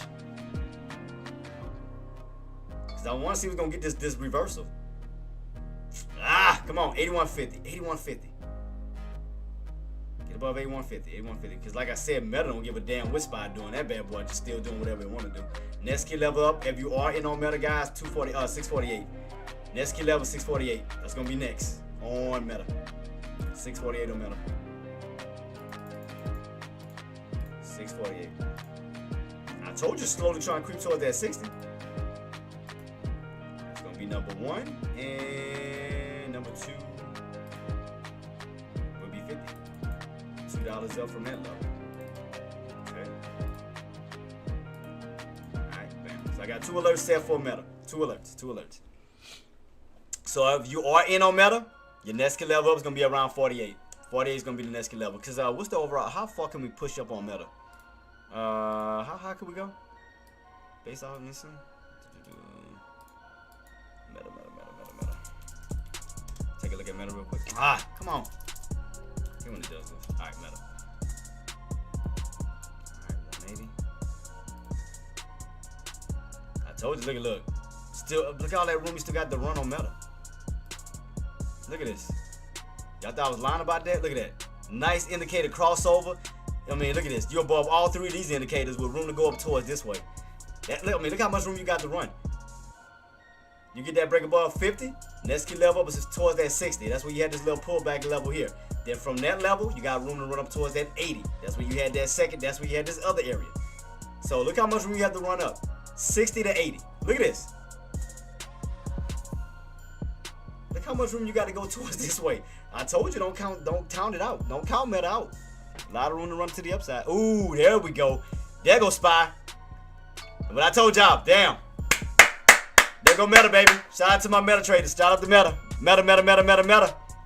SPY, we above 81.50. We just talked about. Bam, got us out of that downtrend. Woo! Boy, it's beautiful when you just sit back and watch these plays come into fruition. Broke out of that downtrend, got above 81.50, now up to 82. 82. See how once you just take your time and just read this bad boy, man, I'm telling you. Bam, look at that. And we was counting out every area that we needed. There we go. Back above the VWAP, boom. 82. Starting to go for that reversal, cracking out of this downtrend setup. I told you. There you go. There go your downtrend breakout. So let's see. Gotta get that break above 82 to 82.50. So right now, buyers are definitely stepping in now. Now they stepping in. I told you, but Meta was gonna do what he wanted to do regardless. So there go your downtrend breakout on SPY. So gotta get this break above 82 up to 82.50. So we already accomplished these bottoms, so that's already taking place. Good. Now we gotta focus on the upside. Now we gotta take out this level here and retest these levels here. Now I'll be reversing. What time was this? 2 o'clock? Okay, yeah, the 2 o'clock transition. Okay. Meta just been on an uptrend regardless. After these bottoms around, what was this? 38.50? Just been on a constant climb. So if y'all think about it, that's almost $10 it ran. Because you came close to almost 37. That's almost up to 47. That's damn near $10 on Meta. After this yank on down, look at this. Right back to the upside. I mean, beautiful play. Beautiful play, beautiful recovery. Nice breakout. So Meta still has, I told you, Meta still has a fighting chance towards those upsides. Finally got that breakout on SPY, so that's good. Finally got the breakout. I was waiting on this area. This is the area I said we needed that push, and we got it. I said what we need is a strong counter push, and we got it. We definitely got it. So shout out to the loans on that one. Shout out to the loans, because now we done broke out of this downtrend. So next can level up, we need 82. 82 to 82.50. And we need to stay above that VWAP. So let's see. Well, once we get above 82, that's going to keep us above the VWAP. So right now, you're just testing the VWAP right now on the upside. So we got to get that VWAP break. VWAP break. Get that VWAP break out.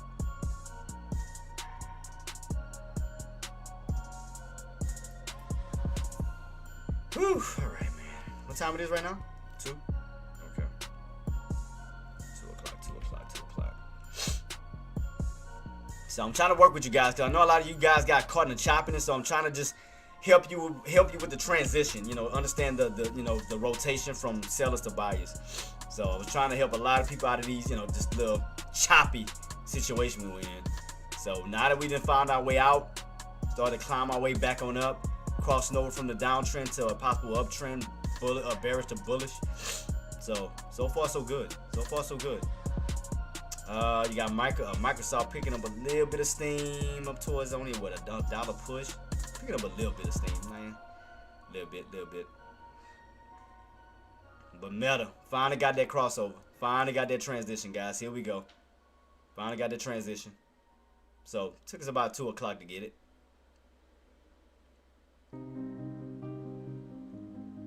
So yep, here we go, guys. Now getting a little bit of a pullback on Meta. Make sure we stay above 646. All right.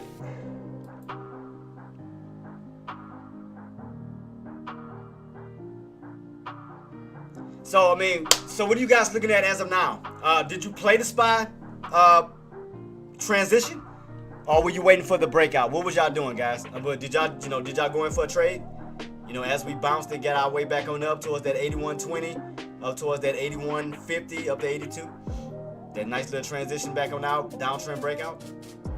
It was a nice little transition, nice little break. These buys came in when they needed to. We needed that candle to push. Because other than that, that would have turned into a third touch or a third point, right back on down. That's what would have happened if those buys wouldn't have came in. Because that candle would have possibly turned red to green. I'm sorry, green to red, right back on down.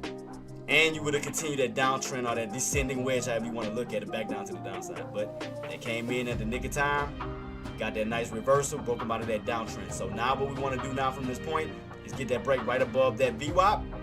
Get above 82.50 up to 82 to 82.50. Look like it may be gearing up though. Let's see. Can we go for that next push up? Next push up, 82. So downtrend breakout. So next thing that we want to do is get that VWAP break. VWAP break, guys. VWAP breakout. That's gonna be next.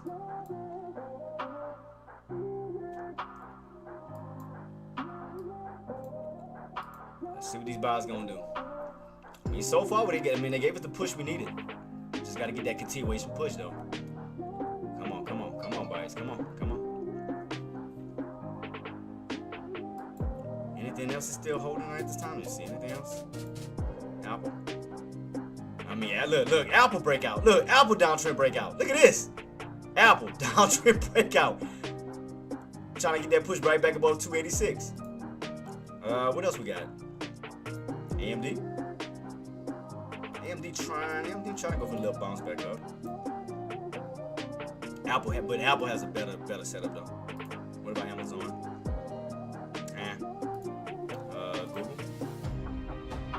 Google's trying to push its way back up. We know we need that 320 though. We need that 320 break. Like above 320. Sure. What's the opening video? Of course.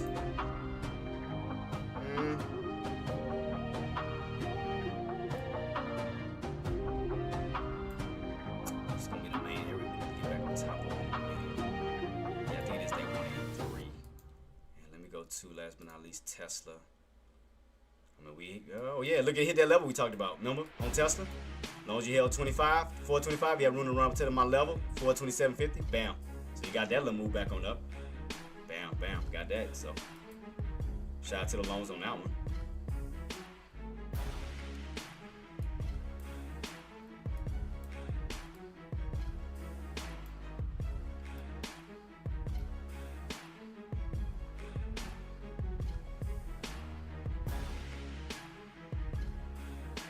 Still trying to see if those bots gonna go for that push. Just still trying to see can we go for that push at 82. Because I mean, again, we have broken out of this downtrend range. We just gotta get this push, get that break above that VWAP to 82. Let's see, do we have enough buying strength to not go for that VWAP break? Everything's still starting to look a little positive now. Let's see. Starting to get that push now. Come on, buyers.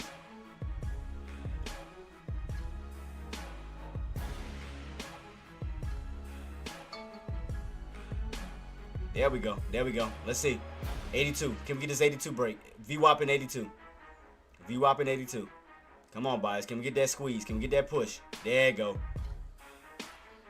Come on. Come on. There we go. Come on. Push, push, push, push, push, push, push. VWAP 82. VWAP in 82. Come on, buyers. Come on, buyers.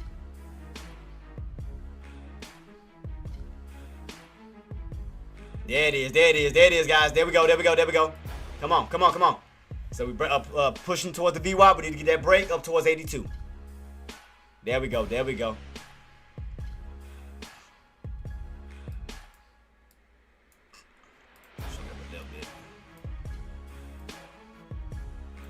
Right here, guys. Right here. Need to get that squeeze. Gotta get that push up to 82. So, yep. Look like we're starting to create this little uptrend right now. So looking good right now as far as buyers. So look like buyers are starting to take over a little bit. Yep, look like buyers are taking over, guys, right now. So let's see, can we get this continuation push? Excuse me.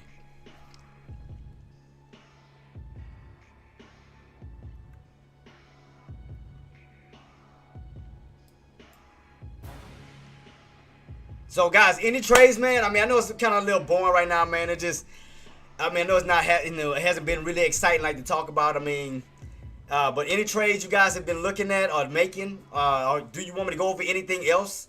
Like I say, other than the blue chip stocks and so forth. If y'all need to look at anything else, just feel free to just share with me.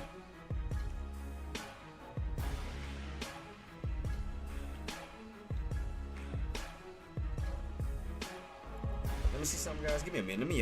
Let me check this wire on my thing real quick. Hold on. Give me a minute. Hold up.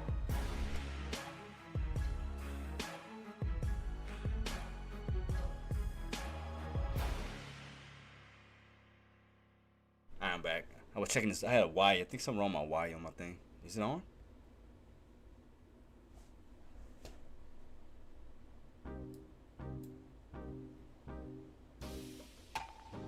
Okay, it's back on. Okay. All right, Aussie, Lucky. For spot. Now I can hear you. Waiting for $CRWB at $75 to buy calls. Wait on 75 CRWV.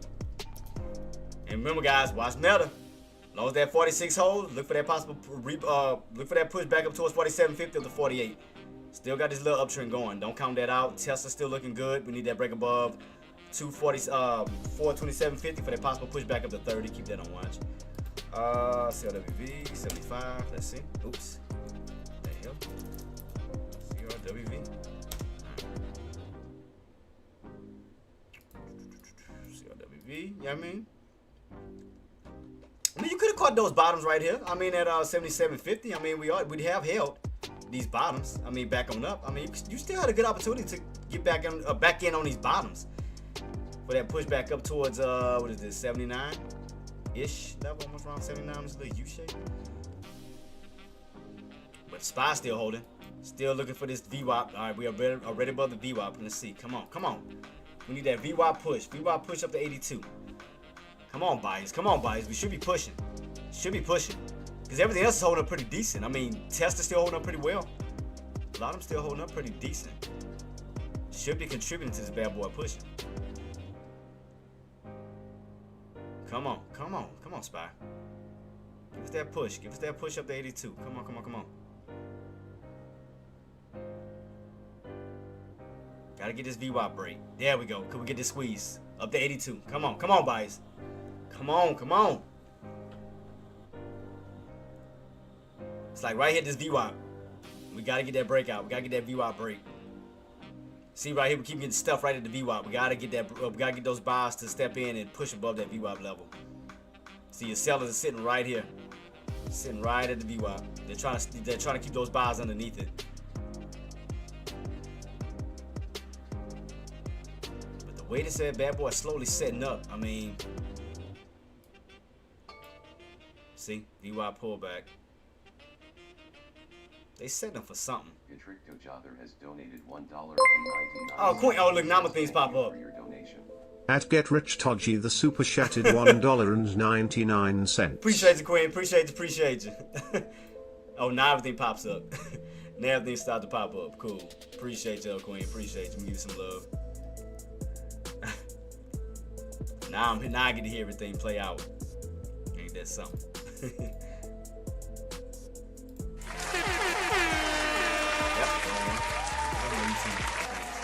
There we go.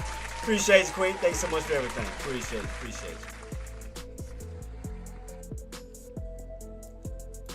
you. Yeah, but no, Nadia. I'm surprised you didn't take that trade this morning. That's the part I'm tripped out about. I'm surprised you didn't take that trade. I alerted this since this morning. I said buys were stepping in. And to be on the lookout for the possible push to the upside on CRWV this morning, and we pushed up towards 82. And I'm surprised you didn't take that move up. Cause I told you they was they was gearing up. I said looked like buyers are moving in, and sure enough, at the beginning of the market, they stepped in and went for that push. All you did was go up, and then right now back down to the downside. But this morning, you definitely had that bullish push on CRWV.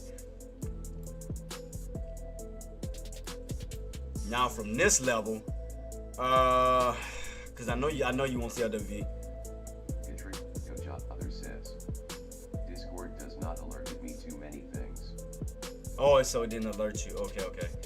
I can say just always check your Discord just in that LX Traders, cause I'm always alerting you and Jtraedz says, can I alert Discord on my phone? I think you should be able to.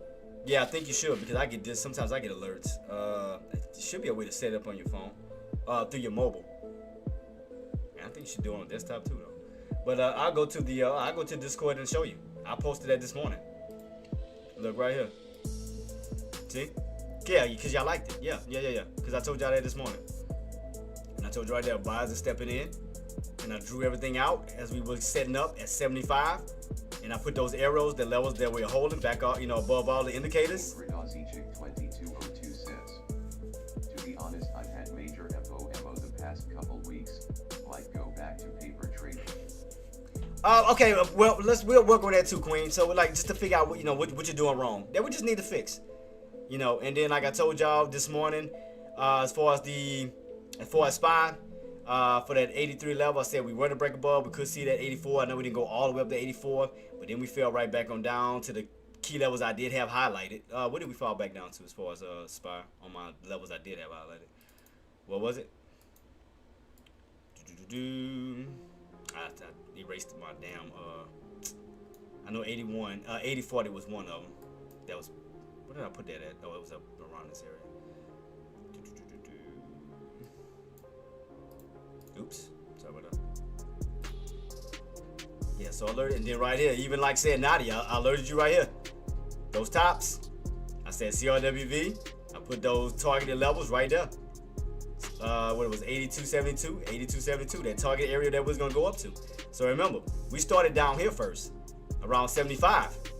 75, and if you look off to your left side, what was that area where we got rejected at? Or what would we push up to? 82.72, right where my red line is at. So we go now to the updated one. Where did we push up to? Right where my red line was at. See that? Easy. Easy. Understand those psychological levels, Queen. Psychological levels. Once you get the hang of that, trust me, I mean, it's just... Okay, so Austin, let me ask you. Okay, so what do you feel that you're doing wrong? Is it the entries? Or like what is it? What are you having issues with? Started to pull back underneath that VWAP. Man, damn bias, man. Bias can't hold nothing.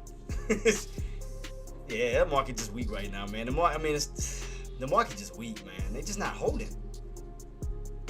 Tesla's not holding. CLW's not holding. It's just like they all weak. Might be too much fear. Probably getting caught in a lot of those moves. Because imagine how many traders got caught. What that was, Monday? They tried to go long Monday and got caught in that possible gap fill down. They probably got in on Friday and then gap down on them over the weekend. That one, you had that level. And then today, I mean, you had this around 683.60 where you got this dump on down where a lot of calls got trapped right here. That was another area. Yeah, so it's going to be a lot of fear in this market right now. But the main thing that we want to hold, 680. Traedz 2202 says, jumping in at the wrong time and exiting too soon. Okay, so I'm trying to figure out a stock we can use to help you with that. Okay,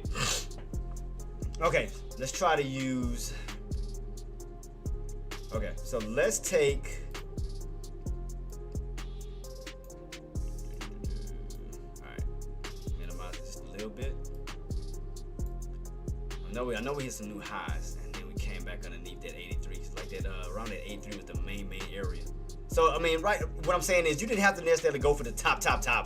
If you fell back underneath the 83, you still could have utilized this level here, back underneath yesterday's highs. See that? So say for instance you missed this big old spike.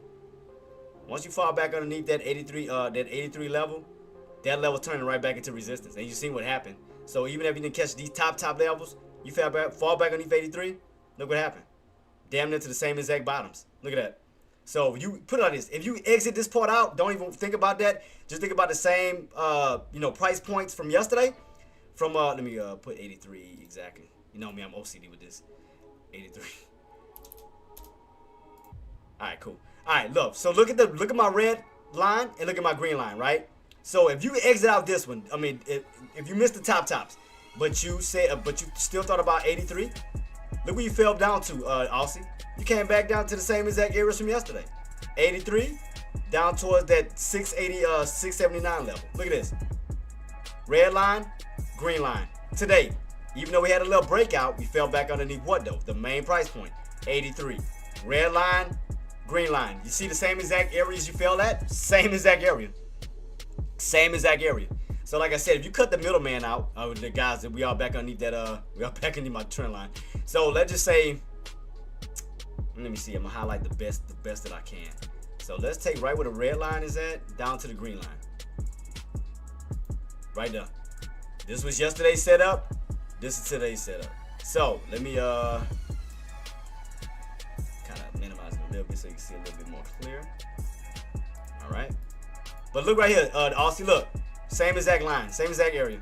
So look, bam. And again, we got a little breakout, but you fell back underneath what overall? Bam, right? 683. Then you came back down to these lows. Right here, bam.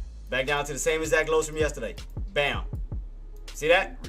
See? 2202 says, I put your exact lines on my chart.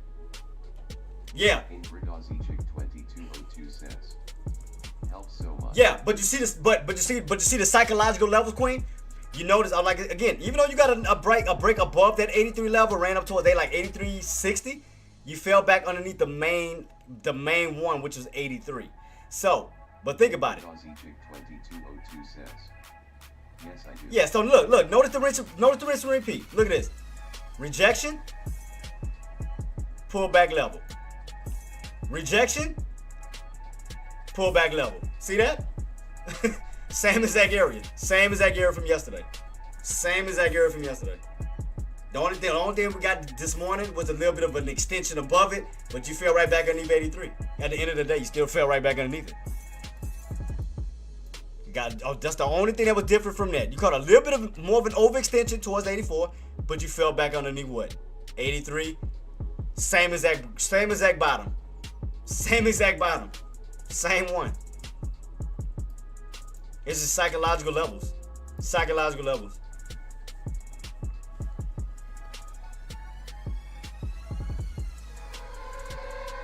What just went off? All right, what was that now? I heard my alert go off. What was that? MSTR just went off? Let me see. Was that my MSTR that just went off? Oh shoot! Take that back. My bad. I think that was Nadi who asked me about. But yeah, but also that's it. All it is like, remember, and also we did we went back into the we went to a 30-minute time frame. Remember, we was in that same exact range. We were like in the range since what, last week? We go back a little bit. Let me see. Let's go to the 30-minute real quick. 30-minute time frame and go to my 30. Bam. And look. See? Range. I mean, look where your true tops is, and look where your true bottoms are. Bottoms, top, and yes, you had these little mid areas, you know, right here. 80, still 83 though. Still come out to 83 level. Let me see. Ah, shoot, come on. Let me make a duplicate copy of this one, then go to 83. That was the level. Let me see. 83. Yep, see? Look, 83. 83. Pull back.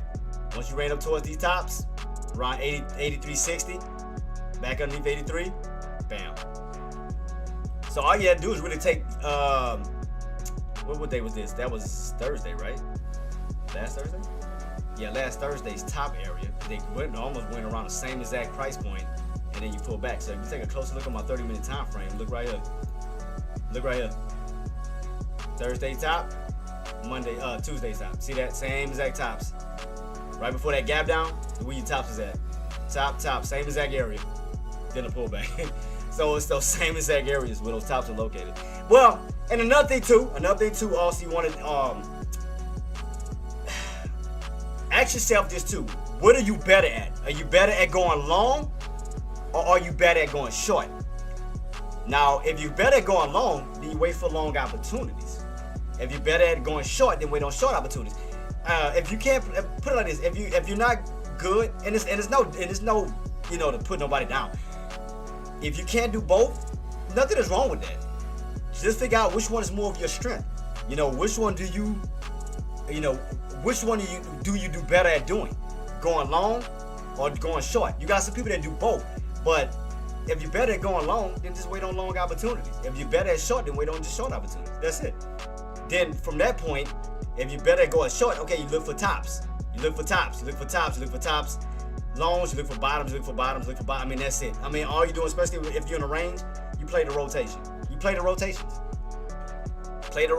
That's all you do. Look for long opportunities, look for short opportunities. Look for overall psychological levels that you know sellers gonna come in at, and look at for overall levels that buyers are coming in at. Especially when you're caught in the range. We've been in this range since last week. Wednesday, Thursday. Oh wait, what is this? Is that the right one? Oh yeah, cause we skipped the day. It's a holiday. Forgot about it. Wednesday, Friday, Monday, Tuesday. So we've been in the same exact range. So we have yet to still break out, and we still have yet to correct. So right now, Aussie, if you take again from last week to this week, you're still in the same exact range. So all you do is from these levels, play the psychological levels. So other traders know where to go for possible shorts at, or they know how to manage their risk level. So they know if they wait for these tops, you know, they'll have the risk is light versus the reward, you know, versus chasing, you know, not knowing exactly which way it's going. But you got some traders that'll look outside of a 5-minute time frame, 15-minute time frame, and look at something like this, and they'll just post their price points and just wait on opportunities. I mean, that's really it. That's really what a lot of them do. Like, instead of getting caught in all the choppiness, a lot of them will just wait for like overall areas that can hold up as possible resistant levels, or has held as resistant levels or support levels. So instead of, you know, waiting, you know, going through the choppy, they'll either place their line where they had a strong red candle at and go right across the board from here to here and look for top opportunities, or they'll place their line something like this to this nature where you had bottom opportunities. And that's pretty much it. Because, I mean, all it's doing is just rotating, still back and forth. Because, again, the market still kind of hasn't made up its mind whether it wants to break up towards the upside or crack the downside. So, we'll take, let's see what we can do for right now. Because I know the pre-market areas, I'm going to try to just base it off of intraday for right now. So I'm gonna kind of move this area up a little bit towards this 680 level. We'll just say 680. Let's just say 680, where you kind of get going back and forth from 680, 360 down to 680. I mean, you clearly see that. So we're gonna cut out the middleman until we crack underneath 680-ish level. So we'll just focus on this top area here. So this level has yet to crack. This level has yet to break out. So we're only gonna worry about this once we crack 680, because we'll know the next key level's down, right? So we'll know the next key level on down is gonna be around that 678.80, because that's your bottoms down here, and the levels from yesterday, all the way down to yesterday's pre-market level. So we're not gonna worry about this level just yet until we crack what price point? Underneath 680. So we'll just focus on this bottoms and we'll focus on these tops. That's it. Because we know the areas of resistance and we know the area of support. So we're gonna kind of try to kind of limit it. And another good thing too to do is to help you out. All right, another thing to help you out too. You know, especially with this pullback, right? You already know every whole number can hold up as a natural level. So like 80s, 70s, 60s, 50s, and so forth. So we know we pull back down. What's the closest whole number by? 680. We know that's a whole number. We know that sometimes it can act as a natural. Oh, no problem at all, Queen. Thanks, Jay. Appreciate Man, no problem at all, Queen. No problem at all. So, but because you got to think about it, on a psychological basis, buyers are trying to hold the 680s because they're refusing to go back into the 670s because they know if they lose 680, that's gonna turn back into resistance. So that means you'll get kicked out of 680, now back down to these low key areas. Not just that, you'll be falling underneath that 200-day moving average too. So you'll no longer be on the bullish side of that, you'll be on the bearish side. Because if those buyers lose 680 on down to 679, now you're falling underneath this 200-day moving average. Now you're going from the bullish side because you see what's holding you up. That indicator is going up like this. So as long as this holds up and they stay on the upper side of that, it's still bullish, but you're just, in a range at this time. So as we pull back on down, again, every whole number is gonna hold up at some type of natural level. Just like when we we had that deep pullback. What was that level we held? 650. Then we ran back on up, 660. Then we got back on up, 670. Now what are we holding right now? 680. So if you notice, every whole number acts as a certain level. So if buyers can hold 680, now we got to focus on trying to go towards the up, the higher portions of 680. How do we get there? We got to go to 685. We know that's a $50 more because 685 is the level that's separating you from 690. So above 685, now we'll be in the upper areas. 686, 687, 688, 689, up to 690. So, but we definitely want to break out of this range here. Definitely want to get this breakout. That's the main thing that's been stopping you. So since when was this? The Wednesday. Ran up here, tops, right around, we'll round it up. We'll say 84. Right around 84, rejection. 84, rejection. So we know we need to get above 84 to get that push up to 86 plus. Because that's going to be your next intended target. So we break above out of that range. What's next? Go this way. What was the last areas we hit around here? 86, 85, 86, right? But the main area was 86. Then we had an area above that level. Go back a little bit. What was that level? All the way up towards 89 to 90. So we know what the other key levels are going to be. So once we break out of this range, we know what's ahead of us. We know what's above us. We know what we need to take out. 86. That 89 to 90 level. That's your all-time highs right up here. So we need to break out of this range and now get this flow. So if everything was to go according to plan, I want to say, I want to draw it out because everybody be like, oh man, we're gonna go up to that. It's not. I'm gonna just say what we want to see. Bump it. I'm gonna just say that because I'm not saying we're gonna actually do it, but this is what we want to see. Because I want to, throw that fantasy in the air too quick. Okay, so once we break out of this level, we need to get that push up to 86. From that 86 level, get that push up to 88, 89, and retest that same key level. Now, the beauty part about this is, say for instance, we were to get a nice push in that pullback. Now we can utilize this old area that held up as strong resistance for a possible nice little bounce right back on up, and that's going to create a what? Uptrend. So that's what we want to see for the long side, of course, for the long side. But we got to get out of this range.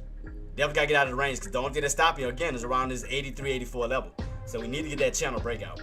I definitely want to get a channel breakout. You cracked out of the channel, but then you got right back in the channel. So instead of doing a channel breakdown, you want to do a channel breakout. So instead of testing the downside, we want to test the upside. That's what we want to see. We want to see a channel breakout toward the upside instead of the downside. So we want to break out that way. But also, yeah, it's just psychological points, psychological levels that just kind of repeats itself over and over and over. Remember we did that before. I think it was on SPY we did that like a while back. We was like in the low areas, I think. I think we was like in a 6. What we was at? I think in a 660, 670, something like that. When we went over the rinse and repeat. Remember we went all the way back. I can't remember how far back it was. But remember we went so like far back when we found that range that repeated itself? Like we had those, I want to say it was like, was it the 670s down to 650s? It was something like that to that nature. We had found that big old range. And it's kind of like what we're doing now. We're just ranging. We're just ranging. Ranging. Yeah, okay. So remember that huge range, but it repeated itself, right? Exactly. So it repeated itself until we broke out of that range, and then we got it to a higher price point. Same thing what it's doing now. All it's doing right now is just like ranging. It's ranging. So it's again, if we could get that buying momentum, we need to break out of this range to now create a new range. So that means that what we want to do is turn. Oh yeah, I know. We kept talking about. Now we kept talking about that 552. I remember that, Queen. So okay, so right now, as of now, like okay, what we in right now for longs, we definitely want to get above this 80. Like I said, we'll say 83.60 up to 84, but we definitely want to get out of this range. We want to definitely break out of this range because again, we want to now focus on the upper range. In the upper range, that next level, if we go back a little bit, it's going to be around 86. So if we take this line, I know I got it right here. Let me see. It should be around 80. It should be 86. Should be the next one up. Let me see. 86 should be next. So we break out of this level here. Next level should be 86. If we go back a little bit. Yep, because that's the level we got rejected at. 86 on down to 85 and dumped on off. So we know what that next resistance level is. That's the next boss. And then above that, you have these tops right around 88, 89 up here. So let's see. How can we make? I'm trying to figure out a way how I can help us as we go into this week. I'm trying to figure out a good way, an easy way for us to just kind of pan this out. I mean, I know right now we're in this little range. I mean, true bottoms up here. We haven't came back down to that level anymore. So we're kind of like in between right here. So yeah, 80 has held, but we got these tops right around 83, 84. So it looks like buys are still trying to go for that push. Look like they're trying to go for it. So okay, question is, can we start to create an uptrend? Now, I mean, let's see. I mean, also, let's see, can we create an uptrend going from today into tomorrow? So let's see if this is what the buys are trying to do. If they stick holding these levels, I'm trying to map this out the best way possible, because they look like they're trying to create an uptrend. A slow, steady uptrend going into tomorrow. So, but we still got to get above 80, 83, 84 to get to this next level. Because we still got to get that push regardless. So we're gonna have to break above 83, 84, and create this new range. Because we know what possible top resistance is. 86 is next. So it looks like that's what they're trying to do. So we may be getting it. So we're gonna see how we're gonna end the day, Queen. We're gonna see how we're gonna end the day. But we definitely want to get it, we want to get out of this range towards that 84, 86. Because buys are definitely stepping in, getting above the VWAP, even on the 30-minute time frame. But yeah, we definitely want to take out these levels. Mainly 84. Definitely 84. Yeah, so I mean, I'm trying to do the best I can, guys, to get you, navigate you guys out of that, because I know a lot of them got caught in the choppiness. I know y'all did this morning. I know it was tough. I know. I know it was tough, man. Let me go back to the 5-minute time frame. All right, back to here. Still got to get that break above 82. Downtrend, still got that downtrend breakout. That's good still. So yeah, but like I said today, Aussie, I mean, even though we got this little breakout here, and you didn't catch all the tops, I mean, again, as long as you stayed underneath 83, it was good for that flush. You had a nice little move on down, back down to those bottoms. So I mean, once you start to understand those psychological levels, man, it's easy. And another way, let me see what else I can help you with too. How can I help you with this too as well? So another thing I do sometimes too is count candles. That's another thing I sometimes do. Like, have you noticed you'll hear Primo say it too? He'll say, like 3 green candles up or whatever. Like, I normally, if I start to see 3 red candles down, normally, especially at the beginning of the market, I normally would wait on a reversal, because normally you either get 3 green candles or 3 red candles. So just kind of like you got here on the 5. Yeah, 1, 2, 3 red candles, wind up holding it, then you wind up transitioning to green candles on up. You went 1, 2, 3, kind of got stuffed right at around that 83 level, and then right back on down. But yeah, I normally like to count my candles. I normally do that sometimes.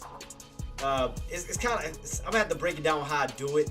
I had to learn how to do that, like on how to count these candles in a certain way, a certain price point.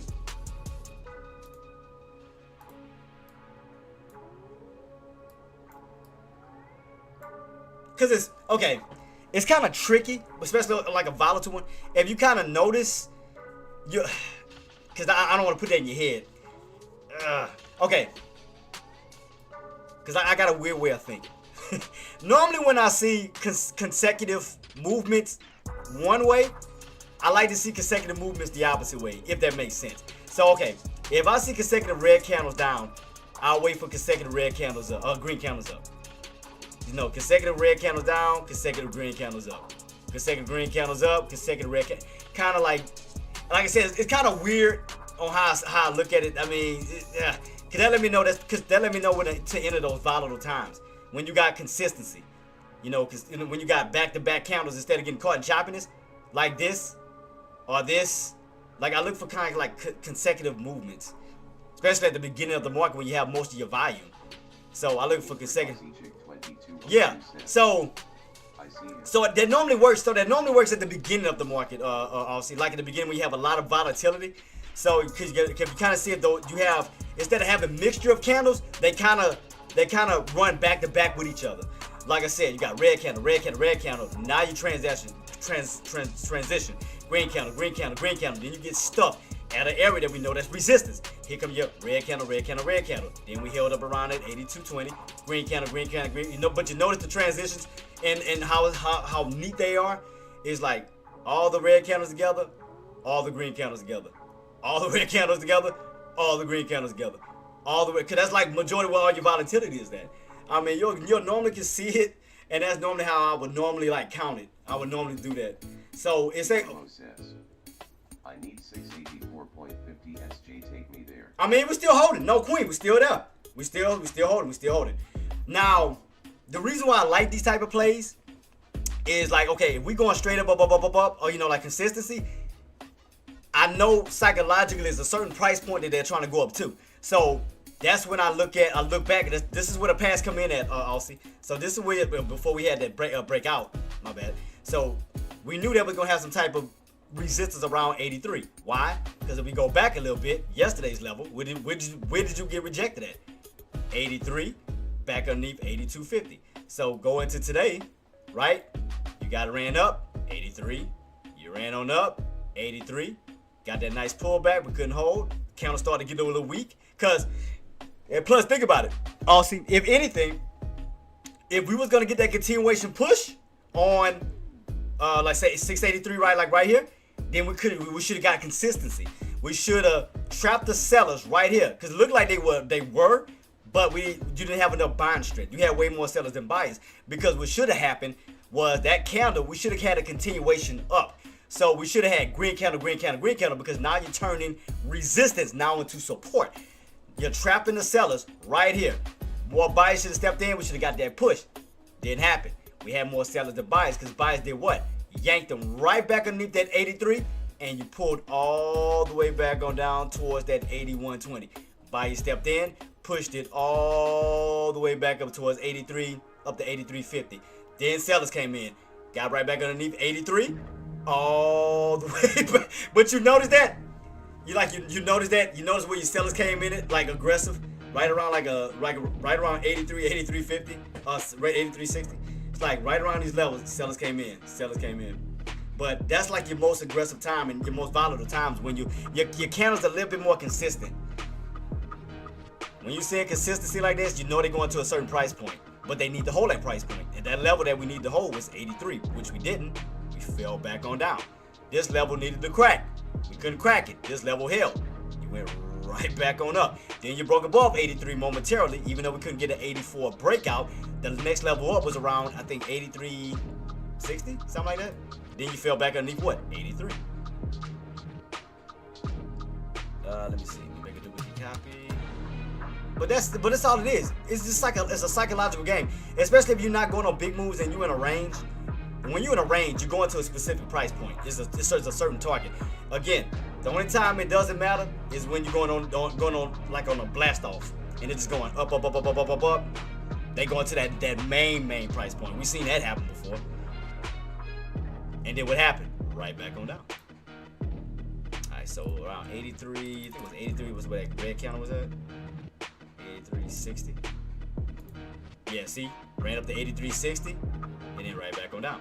Now, that level meant something because if you go back a little bit, that was around, that was Thursday's play, right? Or Wednesday's play. Yeah, Wednesday. Yeah, Wednesday, where you ran up towards that 84, but then you fell right back underneath what? 83.60. Then you got that gap on down. But overall, all in all, like I said, 84 was like, that was the main area we couldn't get above, point blank. I mean, I know we see a lot of 83, 83.50, but the main thing was 84. All in all, 84. But we're just going off of what the candle's done as far as, you know, the place for the day. We went as high as 83.60, you know, where we got stuffed at, and then right back underneath 83 itself. Psychological. But let's see what we're doing now. So look, bottoms held, bottoms, look right here, downtrend breakout. So look right now, Aussie. So okay, look at the transition, right? Look at the transition. You sold off, and look how buyers held. Created what? A higher low. We talked about, what was the first part we talked about? 81.20, right? 81.20. Okay, let me ask you this, Aussie. What's the next level we need to take out? As we pushing up, what's that next key level we need to take out? Or we need to get above? What's next? What's next? For that confirmation to say that, okay, man, buyers are stepping in, we're getting that pushback to the upside. What's going to be that next key level? I need 684.50 SG, take me there. Where we at right now, Queen? Right now, see, we got to get above. All right, I'm going to tell you the prices. Right now, we got to get above 82.50. You can see right here, we got stuff. That's one. Then you got to get above the main one that we got stuffed at yesterday. That's going to be around 683. Then you got this next key level, which is going to be right at 83.60. So we're slowly moving. I mean, it's slow. I mean, you still got this uptrend building. Uptrend is still building. So you just gotta give it time to push. You gotta give it some time. Power hour gonna be kicking in. You know, bonds could be stepping in for that possible squeeze up. So let's just keep it on watching. You're above the VWAP. VWAP is holding right now. Primo. I see you, Primo. Look right here, boss. VWAP holding. VWAP holding. Alright, we got that VWAP holding. Pushing our way right back up to 82.50. Primo. I was looking at the wrong name too, because y'all pictures look just alike. Almost got confused. I'm calling Primo Aussie. Look, I'm lying. Y'all pictures almost threw me off. I'm looking at the pictures instead of the I'm calling Primo Aussie. Man, that's so disrespectful. Primo, I'm so sorry.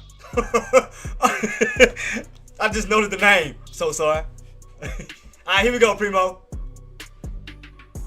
Alright, here we go. Downtrend breakout. Gotta get this break above 82.50. 82.50 up to 83. So right now, buys are stepping in. Looking good. Looking good. Oh, see, it wasn't my fault, man. Y'all pictures looking like. I wasn't paying close attention. I was glancing. Don't judge me. Because like I said, I got this box that I can see. I'll go by the pictures because I'm so used to yours. Your only picture that stands out of everybody else. His looks almost like yours. And I seen that. I'm thinking that's you. And I had to look twice and said, that's Primo. It's like, oh crap. There go you squeeze, Primo. Primo, let's go. I know. He want that 40. He want that 84.50. Come on. But also, you notice the transitional, right, Queen? What did I do? Look right here. So look, what did I do? Also throughout the choppiness? I had to figure out what can we do depending on which way I'm looking at the market. If I'm looking at the long side or toward the upside, I have to figure out, okay, what do we need to do to get a transition? So remember, at the beginning, we were on a downtrend, right? That's when we took this level. We took these levels here. We had 1 point, 2 point, and we got this downtrend setup. We were on a descending wedge, right? All right. And we also placed in our levels where buyers came in and went for nice pushes back to the upside, where we had a nice demand zone. So what do we need to do? We need to get above this demand zone here. We need to get above 81.20. From 81.20, we need to take out what? What level right here took you out? 82.50, right? You see right here we had a transition, 82.50. From that level, what's next? 83. 83, that level here is where we had some sellers. And then next level on up, around 386. So, I say 386. I'm sorry, 683. I must be speaking something into existence, so something must be about to happen if I'm speaking that into existence.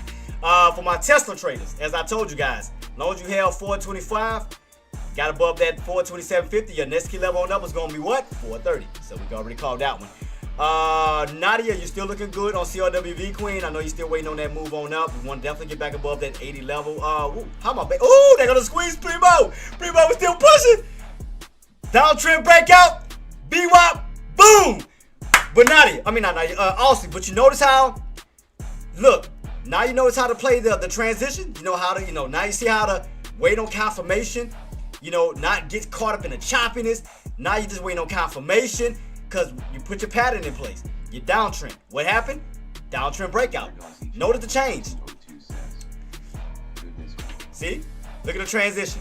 You went from bearish to now bullish. Look at the transition.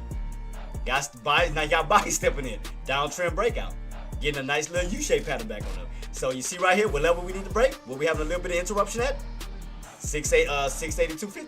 Look, 682.50. So we got to get that break.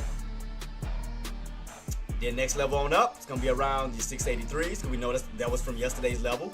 And then up towards this little top level here, that's around 683.60. So we can get this nice little breakout. Sky's the limit. You already know Primo's level, 684 plus. So we slowly climbing. Slowly trying to climb our way on up. Slowly. What time it is? I hate when it takes so long to do it. Like, they always got to do it around like almost the end of the market. I hate that. It's like all this time y'all could have just easily got back on up long time ago. It's like they want to always slowly climb towards the end. I hate that sometimes. Because I hate trading at the end of the market. Sometimes because there's a lot of manipulation that can happen. But, I mean, everything's still going good. I mean, you still got a transition. You still got you're going from bearish to bullish. So still looking good. I just hate when they take so long to do it. Like, why we gotta wait till powwow? Y'all could have been did all this. So right now, keep it on watch, Queen. So right here, we're gonna put my first. Let's do this. We'll do the alert game. And there's no point because we're only 20 cents away from it. Cause I know Primo want that 84. I know he want that 84. We're going for this U-shape, Primo. We're trying to get this U-shape breakout, boss. Get above this 82.50. We got room to push up towards 83. Then we got to fight the 83.50-ish level on up. And the sky's the limit, boss. Sky is the limit. Tesla still looking good. CRWV still look good. How Meta look? I know Meta. Let me see what Meta doing. Oh, Meta still looking good. I told y'all guys, as long as 46 hold, y'all next key level on Meta is going to be 48. I told you. So everything working out. Everything looking good. Everything looking nice. You got Tesla back above the VWAP. That's looking sexy as hell. SPY already broke above the VWAP. That's looking good.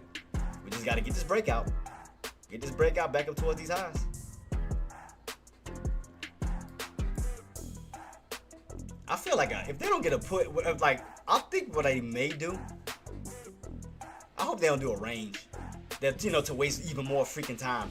What I'm hoping they don't do is get a squeeze up, but then range like right here until towards the end of the market. They better not. They better not break out in range. They better just keep going. Sometimes I hate that crap. It's like they be going on a breakout, but then they range. Then you gotta wait for the range breakout, and then have time the timer just creeping. It's like 3:30, 3:40, 3:50, and then like towards like damn near 15 minutes in, 15 minutes before the market close, then they make a move. I hate that. I hate that. Cause right now, what time it is? About to be 3 o'clock. So you got a whole hour to see where we go from these levels here. We got a whole hour to see where we go. But what we don't want is any more ranges. We want a straight push. Because all the ranges do is just take up too much dang time. You ain't got that much time. You got an hour before the market close. We don't need to see another range. Come on, buyers. Just push, man. We done with these ranges, man. Let's go. Let's go. Let's go. Come on, buyers. Come on, buyers. Give us that 82.50 push up to 83. Come on. Come on. Come on. Come on. Y'all, they done all this already. It's no point in stopping. I mean, if they wanted to sell it to take over, we would have been cracked 80 on down. But you notice buyers held. So they just need to go ahead, create some type of short squeeze. Because you're going to have some contracts that's going to be expiring today. We know this. Especially short contracts. They need to stall those shorts out. Create that squeeze. Squeeze the crap out of them. Because they're going to have to deal with time decay. They may do it. Let's see. Could they go for some short squeezes? Squeezing those options out of their contracts? Let's see. It's like everything I've been saying been happening. Downtrend breakout happened. What else I said? Bottoms held happened. So far. And then, oh yeah, what I said we needed was that squeeze above that trend line. That happened. So what I want next, since the market has been listening to me, for my GOAT Primo and anybody else, we need a squeeze above 82.50 up towards 83.50. Bump that. We need a dollar push. Let's get a dollar push. We don't want to create no ranges. Can we get a squeeze? Come on, man. From 82.50 up this way. I don't want no more ranges. That takes too freaking long. I want a nice squeeze. So right now we testing these tops right here. We need this breakout right here, guys. Need this breakout. 82.50. 82.50. Come on, buyers. Give us a squeeze, baby. Give us a squeeze. And look at look at Meta, guys. Meta still looking good. If you're in on your Meta trade, Meta still looking good. Meta still holding. Meta still holding. Tesla still looking good as well. 29. You're about a dollar away from that 430 level that we talked about. 430. SPY. I'm just trying to see can we get this squeeze up. We got to get this squeeze. Because I don't want no more freaking ranges. I don't want no more ranges. I'm done. I'm tired of ranges. It's just too tiresome, man. Sitting there waiting. I hate it. I hate ranges. It's annoying. Come on, buyers. All you gotta do is take this level away from these sellers and get this push. Come on, man. Jtraedz says, dollar bet option I never win. I don't know why no more meta. Well, okay. No, hell, they work for me. What do you trade? Jtraedz says, dollar CRWB is better. No, I made some profit on Meta. It depends on where you getting it. Okay, when you choosing your contracts, what price points are you choosing? Let me see. Let me take a look at a few Meta ones right now. Hold on. Let me see. Hold up. Let me take a look at them real quick. Cause I mean, I made a good little profit at that when we pushed up to 46 the last time. Let me see.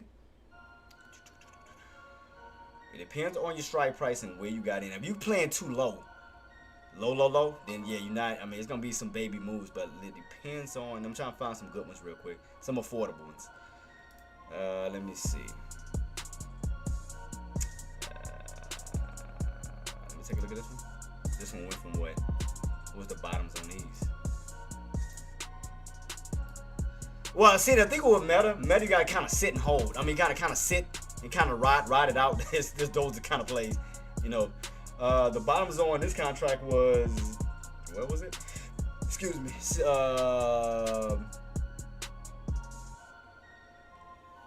Okay, I do see what you're saying. I see what you're saying.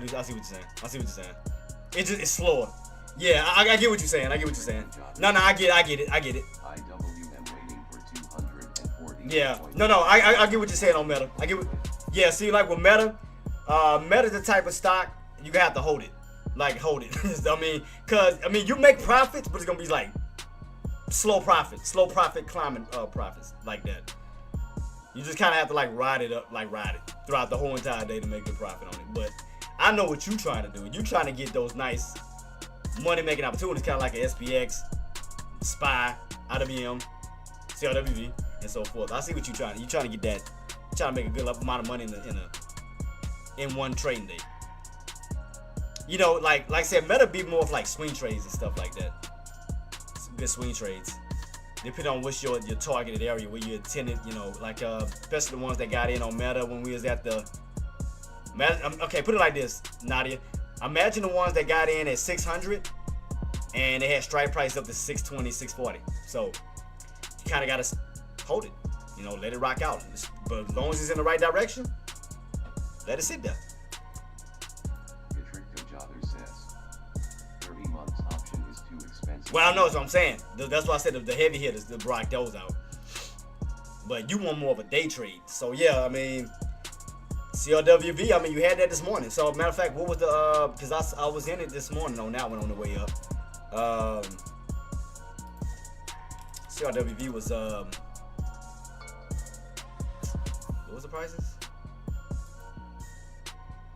70, was it 77 to 82 this morning? Jtraedz says, I only buy dollar Metacall a few days from now. Yeah, it was almost around 77 to 82. Yeah, so let's see how much you would have made on that one, on CRWV. How much you would have been up? Strike price. Let's say 70, let's just say 78. Jtraedz says, I lost on dollar Metacall. Let me see, 78. Let me see, 78. How much you would have been up on that one? The bottoms was, lowest was 240, ran up as high as, oh jeez Louise. Yeah, you'd have did good on 610. What was the lows on this? Because I know you like to get affordable ones. So those started right at around 240. Let me go a little bit, higher. A little bit cheaper. Let me see. Let me go to 80s. What were the lows on the 80s? Lows on the 80s were 150. And your tops was around 82. Let me put 85. Let me see if 85. 85 should still have some good. Yeah, 45 cents on the 85 win. Ran up as high as what? 220. So I mean, still have some good trades on those. I mean, even if you went a little bit out of the money, I mean, still has some good. I mean, we could have made some decent profits on it. Like I said, this one was at. Let me bring it up a little bit. If you was trying to go like with something cheap, about the cheapest I can, you know, this one started at 45 cent bottoms and ran up as high as like, we went as high as like 220. Other than that, you're gonna have a little bit more expensive. It's like if you go, like say 80, it's gonna be a little bit more expensive. See, so the bottoms on these was at 150, ran up as high as 470. Then you go a little bit lower than that, 75 is gonna be even more expensive. Yes, this one started off at 405, ran up as high as, where did we go today? 8. So that was like a damn near $400 run, depending on how many shares you had on that. So that was like damn near $400. But yeah, I mean, they had some good opportunities on I mean, especially at the beginning of the market, yeah. Now back on down from 82, I mean, let's see. Puts on down. So that was what, 82-ish? How much you would have been up on that? If you would have took the puts on the way back down. That would have been, what did you put start on this one? 275 all the way up to 570. That was at 82 contracts. And if you would have used 80, maybe? Was 80? 80 would have, how low did we go on 80 contracts? 80 would have been $1.78 all the way up towards. Still, I mean, still some good, good money making ones. I mean, on these bad boys, I mean, still some good ones. Let me see. I'm trying to figure out a cheap one, but not too cheap. 75? 75 lows. This okay. This one ranged around 68 cents. Lows all the way up to.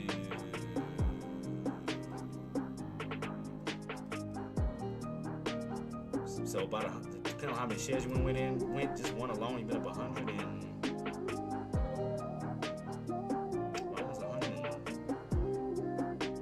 almost 110ish, 110ish on that play. Still, I mean, still better than nothing. But that's just one contract though. You just double it. So that one started off at 68 cents. So that was 75. So and that was the CRWV. Ooh, I thought I pressed something. I thought I jumped in. I'm about to say no. CRWV, alright. So yeah, I mean, CRWV has some good ones. You just like I said, just all you gotta do is understand your setups. So and also that's what I mean too as well on how to play your entries. Like I already knew the price point on like the way up towards CRWV, like the area where to take profits at, and then again, as long as that area held, you know, if you miss the upside, play the downside. It's another way to do it. Same thing how you kind of did here. Upside, downside. You have these little opportunities. But we knew what tough resistance was around the 683. 683s up to 683.60s. So we knew what the top portion was. See this range, see the channel. I hate this. And look at that. There you go, your 430 on Tesla, guys. Bam, 430 on Tesla. 430, there you go. 430 on Tesla, we just hit it. I knew it was gonna range. I knew it. I knew it was gonna freaking range. I hate when it do that. Come out of this range, man. Let's get this push. Because when it start to consolidate, it take up too much time. I mean, I'm not in no trades, but I'm just saying you can see how passionate I am about it. But for everybody else who's trying to get a certain price point, like, we got to get out of this range and get this squeeze up, man. I just hate this consolidation. Like, let's go. Let's go. I mean, buyers, you already broke out of this downtrend. I mean, come on, man. How much more consolidation do you need? So we got CRWV pulling back on down towards this little level here. How low can we go on CRWV? Could we fall back in that range? Let's see. And like I said, in Aussie, and not Jenna, Nadia, both of y'all. Again. Says, so people be in S&P 500 on deck 5. Okay, got you, Queen. But Nadia, Aussie, first and foremost, if you know you can't do both, if you can't go long and short, focus on your strength, your greatest strength. If you're better at going long, then look for long opportunities. That means wait on pullback setups, wait for an uptrend, U-shape, or anything you can, levels that you can understand, psychological levels and so forth, where you can play the, back up to the upside. If you get better at going short, okay, then wait for psychological levels back to the upside, towards some top resistance, where you can look for those lower high bills. That's another thing. But if you're not good at going, both, don't do that. Don't force yourself to do it. Especially if you're not fast and switching over your contracts. It all depends on how you have your setup. Like for mine, I'll have mine one set up for puts and I'll have one set up for calls. But sometimes even that still messes me up. Because sometimes my mind will be like, if I'm moving too fast, sometimes I may think I'm going in for a call and I'm actually going for a put. Or if I'm going for a put, I'm going for sometimes that happens. So I had to kind of just use one window and focus. I had to kind of discipline myself on that. Because I was doing too much, man. I was overdoing it. Or another thing you could do too as well, make a watch list. Like, let me show you. I normally use this from time to time. I think I took away my other list. So like, create your like a little watch list like this, like on your TOS, and you can create two of them, right? Create two of them, make a duplicate copy, and then you can change out your links, right? You'll have one for, I know I got one for calls, do I? See, I have one for, what do I have for my puts? Contract. I got to dog it. I'm trying to switch my thing over. Oh, there we go. I just saw it. Contract puts. I just seen it. Contract puts. All right. So, one, and again, one is set up for one link, the other one is set up for another link. So you'll have your puts should have all P's on no matter what stock you have or ETF. And always set up your active trader. Set up your active trader, however you want to put it. Up or down, whatever the case may be. I don't mean to block the screen, guys. My fault. I'm just trying to hurry and show them real quick. Set up your active ladder where you can have one for calls and one for puts. So kind of separate them. So make one for right here where you have your links connected, and then set up another one where you can have your puts connected. So do this. Depending on if you want to play both sides, puts or calls. So separate them. Make sure your links are connected together, right? All right. So once you do that, get out your contracts. So you already know if it's safe that you want to go for a put, then you'll go under your yellow label, and it should change it here. And you can also change it under your little list. So you'll do is you select all, copy, and paste it. Bam. So that means whenever you need it, you can swap from one contract to the next. So if you need 78, click on 78. This should automatically switch over to whatever contract you may have. So if you got a put contract on SPY, then click your SPY. If you got a put contract on your CRW, click it, and it's gonna change out everything automatically for you. Well, you don't have to do all that extra stuff. This is on the put side, and you do the same exact thing on the call side. That's it. Click on whichever price points or whatever strike prices you focused on, or depending on where we at this time, where you can focus on. Like, let me see, with Spy was today was what, 83 tops and roughly 80 bottoms. I think that's how we had it, 80 bottoms. So you could have had 83 tops on your put side and then 80 on your call side. So depending on the direction that we were going, wait for those 80, wait for that 80 area, get it on your calls. Push, ride it on up. And what am I being by riding it on up is, oops, did I close out my stuff? Oh, damn it, I think I closed out my stuff. Okay, what I mean by is, okay, catch 80, okay, but what is your intended target? Back to the upside. Is it back up towards around 83? You can do that.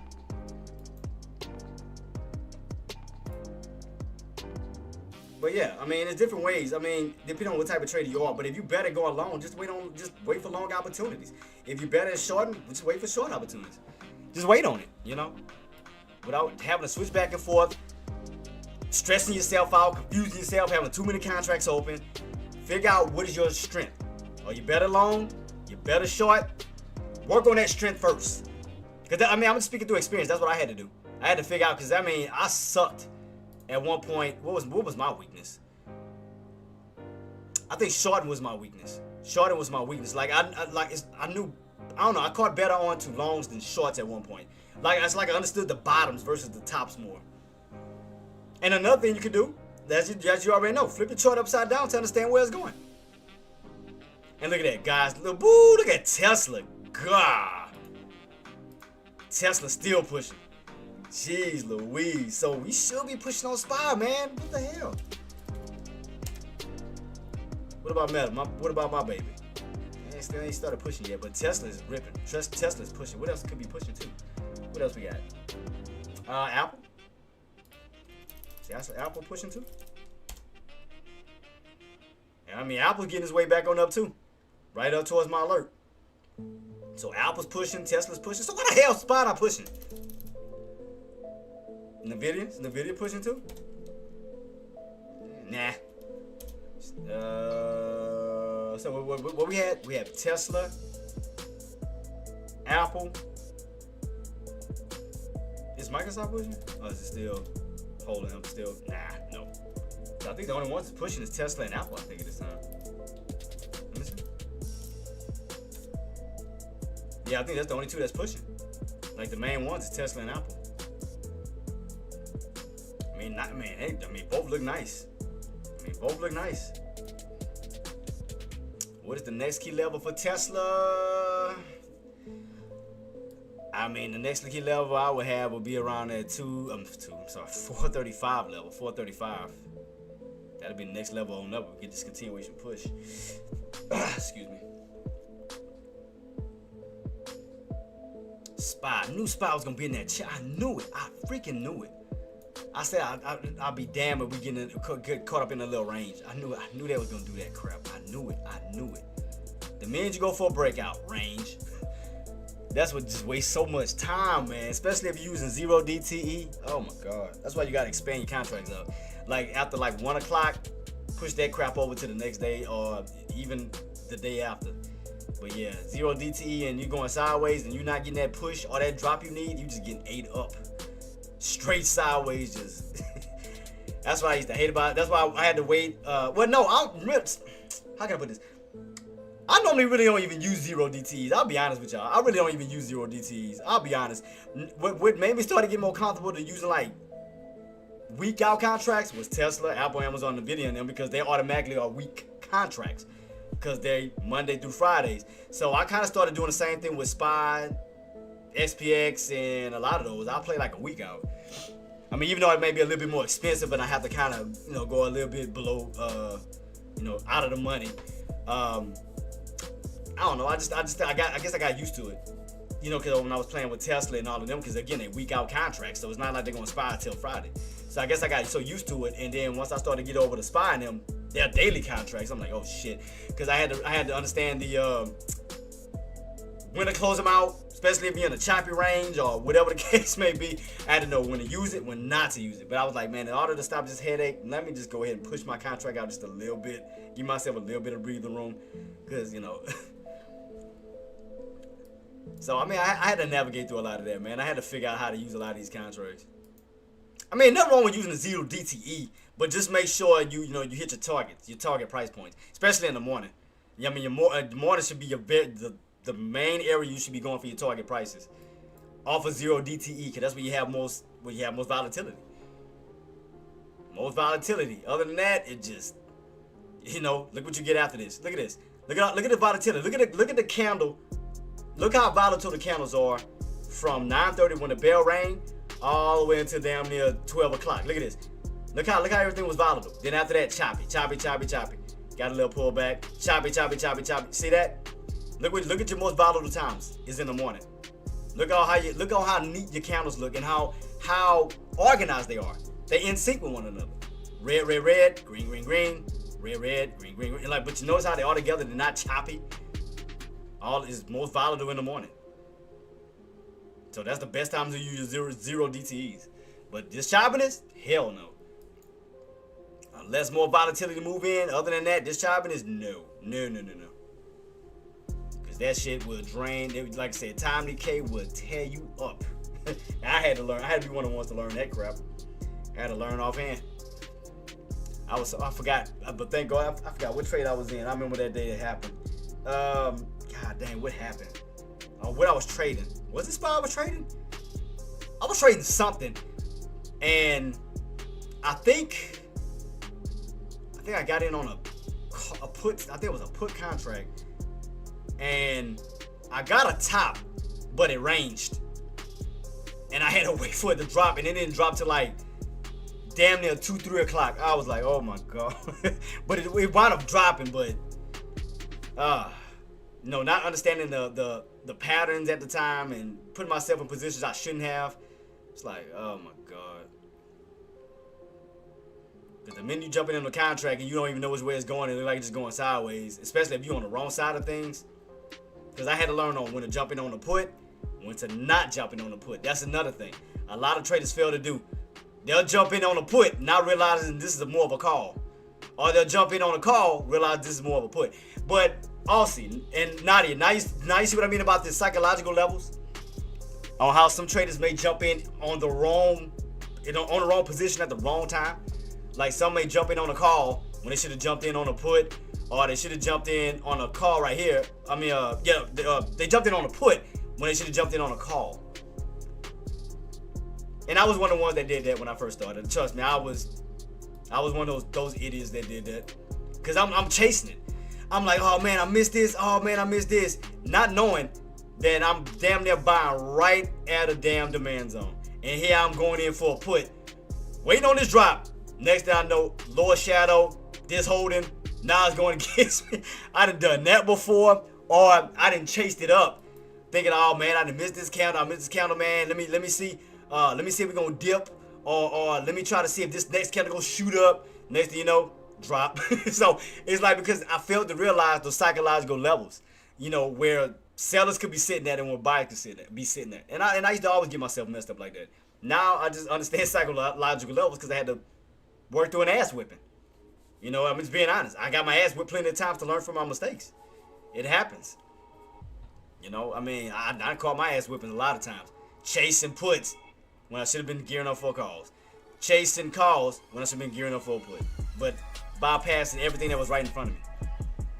And it happens. It happens because your FOMO kicks in, your emotion kicks in, you're not thinking, you just want to trade desperately, and you're not lining yourself up the way that you should. And again, I've been there, done that. I've done it all. I've been in wrong positions, and then I'm cursing the market out. Market guards, why you hate me? Why when I get in on a trade, it does the opposite of what I wanted to do? When the whole time, all I had to do is pay attention to those levels to begin with on what to do next. I'm chasing the calls when I should have been getting in for a put. Or I'm chasing the puts when I should have been gearing up for a call. Just psychological levels. That's it. But again, none of us perfect, man. We all make mistakes, man. But how many y'all do that? Don't even lie. How many y'all do that? How many y'all put yourself in the wrong positions? Y'all chasing on a put, trying to go in for a put, for another put, only for it to reverse on you. Or you chasing in on a call when all of a sudden it reverses on you. How many y'all done it? Don't even lie. Raise your hand. How many done it? How many have done it? Or let me know though. Better yet, how many have jumped in a trade and you don't even know what the hell to do afterwards? You don't even know what's your exit. You don't even know where it was going. You just jump in because you just want to desperately trade. You don't know what it's doing. Whether it's going up or going down, you just want to desperately trade. Yeah, but that's what I'm saying. Now that nobody's perfect. I've done all of this. I've done it all. I let emotions get the better of me. Or not just that, I revenge traded where I lost. Tried to go in for another trade. I lost even more. I did that. Or I procrastinated when it was time for me to go for a trade. I didn't press the button. Now it went the way that I wanted. Now I'm cursing myself out, saying, woulda, shoulda, coulda, which I can turn back the hands of time and all this other bull crap. I did it all, man. I've done it all. That's why, guys, nothing is wrong with just taking a step back and understanding certain key levels. Once you start to understand these levels, guys, look for the retest and just knowing where to get in. We knew that this area was going to be possible resistance at this time if we couldn't break. Because why? Look yesterday. Go back yesterday. What did you get rejected at? 83.50. Then you go back last week. What did you get rejected at? Right around 83.60 up to 84. Your top levels where you saw sellers come in aggressive. Take those key levels. Breakout failure. Breakout failure. Breakout failure. And so forth. Same psychological levels. And again, if we take a 30-minute time frame to kind of get a clear understanding on what we need to put ourselves in a better position, just do that. Go to a 30. Go to a 30 just to see a quick little look at it. Just to see, okay, how can I set myself up, going into tomorrow? How are we setting up now going into the next day? What is going to let me put it like this. What is going to be today's problem that's going to carry into tomorrow's problem? We still haven't broke above 83.60. We still haven't broke above 83 just yet. We still got time before the market closes, we know. But if we don't, we know that 83 level, today's problem is going to be tomorrow's problem until we break above that key level. That is your psychological level where sellers are located. Same thing, vice versa on the downside. 680. 680, we know that that's going to be a problem for shorts because that's the level you need to take out in order to get back down to these lower areas. So we know right now we're still in what? A range. Still in the same range. So loans, for loans, we know we need to break above what? 83, 84. If we want to get out of this range that we're in right now, we need to break above what? 83, 84 to get that upside towards 86, 88. We need to break out of this key level to get to this level here. So this range, we've been in this range since last week. Well, Thursday, Friday, going into this week, Monday, Tuesday. We still have yet to break out and we still have yet to successfully range. So ranging, it's ranging. Now the only thing I will give buyers at this time is that I see what they're trying to do, but I'm gonna see if they're gonna do it. Because I see this pre-market low here, and I see this intraday low here, almost like a higher low, like an uptrend. I see that level that they're trying to hold, but the question is, can they maintain it going into tomorrow? So that means that level's gonna get tighter and tighter and tighter. So that means there's gonna be less pullbacks this way, because that means that as long as that trend line holds, that means we'll barely see 680. We may see 682s, high 682s and so forth. So I'm gonna keep it on watch to see going into tomorrow, if that's what they're trying to do as Wednesday, Thursday, and Friday comes around. Because I know the buyers, they're trying to go back to those old time highs. So I'm trying to figure this out the best way I can. I'm trying to figure out what levels I can use as we're going into tomorrow. And I know Primo wanted that 84, man, but I knew that consolidation. That's the only thing that be getting on my nerves, this damn consolidation. Buyers just need to go for that push. Buyers just need to go for the squeeze, man. I mean, they got the upper hand at this moment. I mean, we know we got some walls, above us right now. We got the 83, that 83.60. Once we get that breakout, I mean, the sky's the limit from 84 to 86. It's like, man, but they take so long, man. Like, come on. I mean, they trying to go for it. I mean, even looking at a 30-minute time frame. I mean, just look at it. Buyers are still stepping in. Slowly. So we got to take out this level here from yesterday, 83. Then we got to take out this level from today. Around at 83.60 up to 84. So we need to take out level 1, level 2, and now in a new range we go. So that's what we want. We want to turn resistance now into support. Right here, utilize this bottom to now push up towards these tops. Just a slow ass climb. I hate this. It's a slow climb. Slow climb. Just gets me impatient.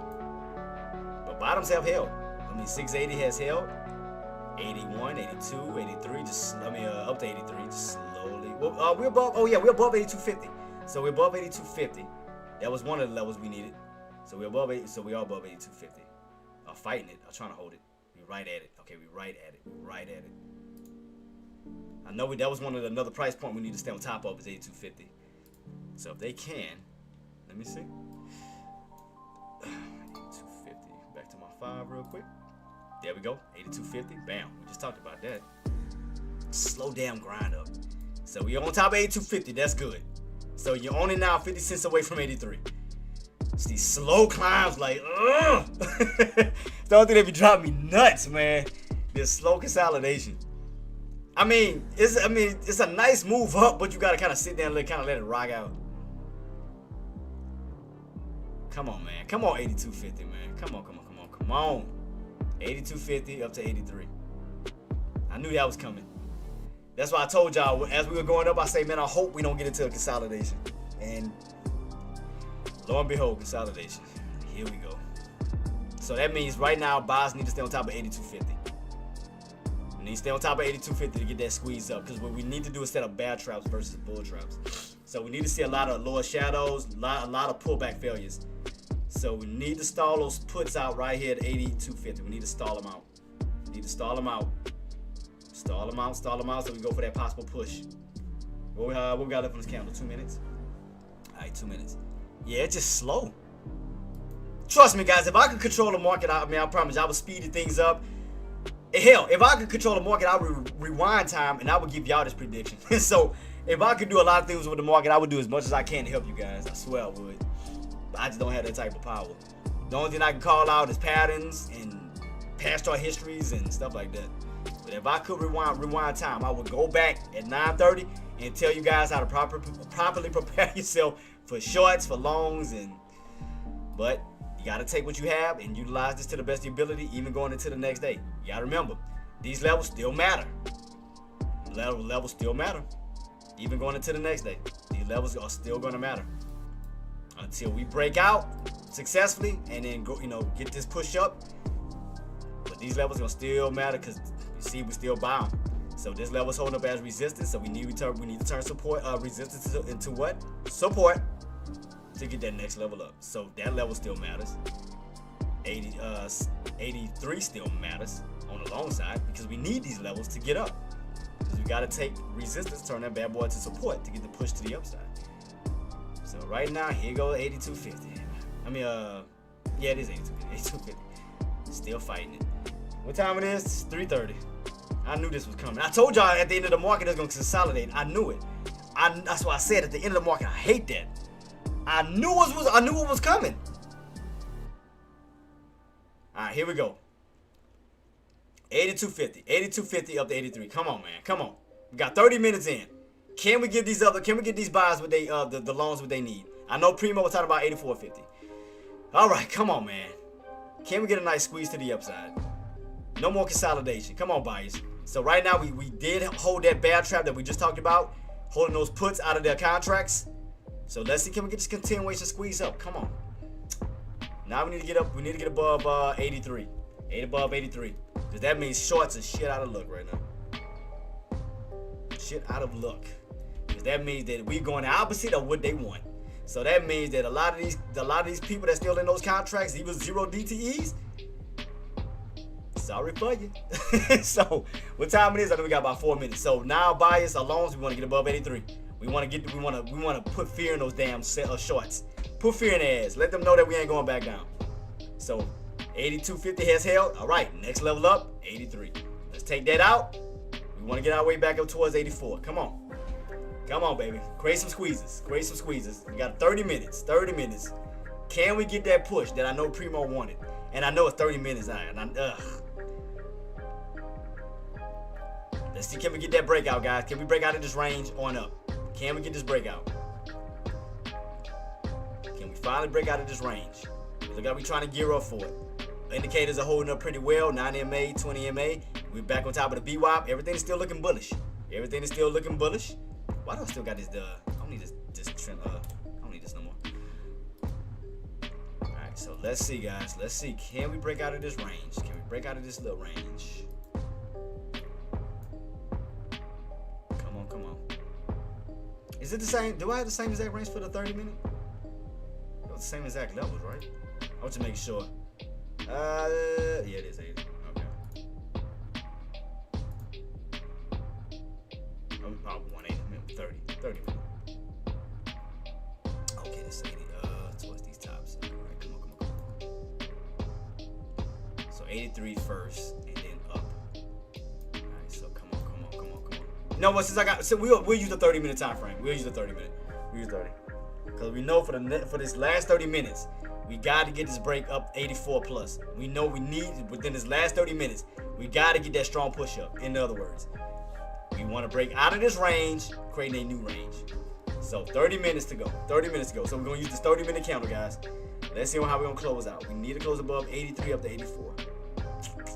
Let's see what we get, man. Let's see what we get. Slow. I knew they was gonna do that. I knew they was gonna consolidate at the last minute. At the last minute of the market. I knew it. I knew that was coming.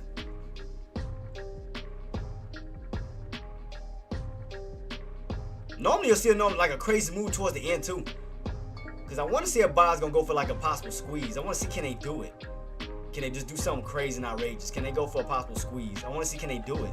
Can we get a squeeze up?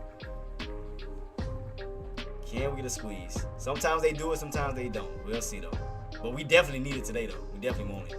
We definitely need that squeeze up towards the 84 plus. We definitely need that squeeze. Alright. Let's see. Come on, buyers. Get above 83. Let's get this push. Let's get this push. Come on, man. Come on.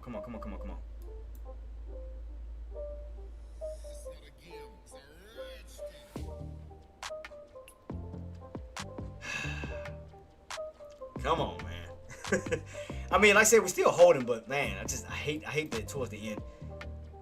And this pattern, I mean, like I said, this chop is so ugly, man. And I don't see no patterns setting up. Let me see, do I see any patterns? Nah, I just see a range. I don't see like no big pattern or anything setting up, like no cup and handle or anything.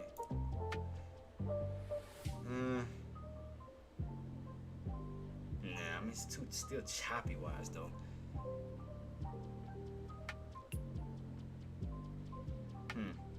I'm trying to figure out. I'm trying to put these together. I'm trying to find a pattern. No, like remember how we did last time? We saw a cup and an inverted cup and handle pattern, which we knew how to play the downside. But as far as right now, I just see a range. I don't really see I see more of a range right now.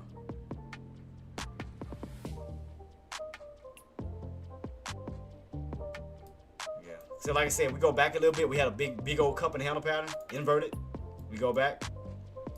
How we called that out? I think it was right here. See that? See how we made this big old inverted cup and handle pattern, and then what happened? Drop. So we called that one out. And then these bottoms held. Then we got that move right back on up to the upside. Got back in this old range here. Ran up as high as 86. You can clearly see 86. And then we fell right back on down.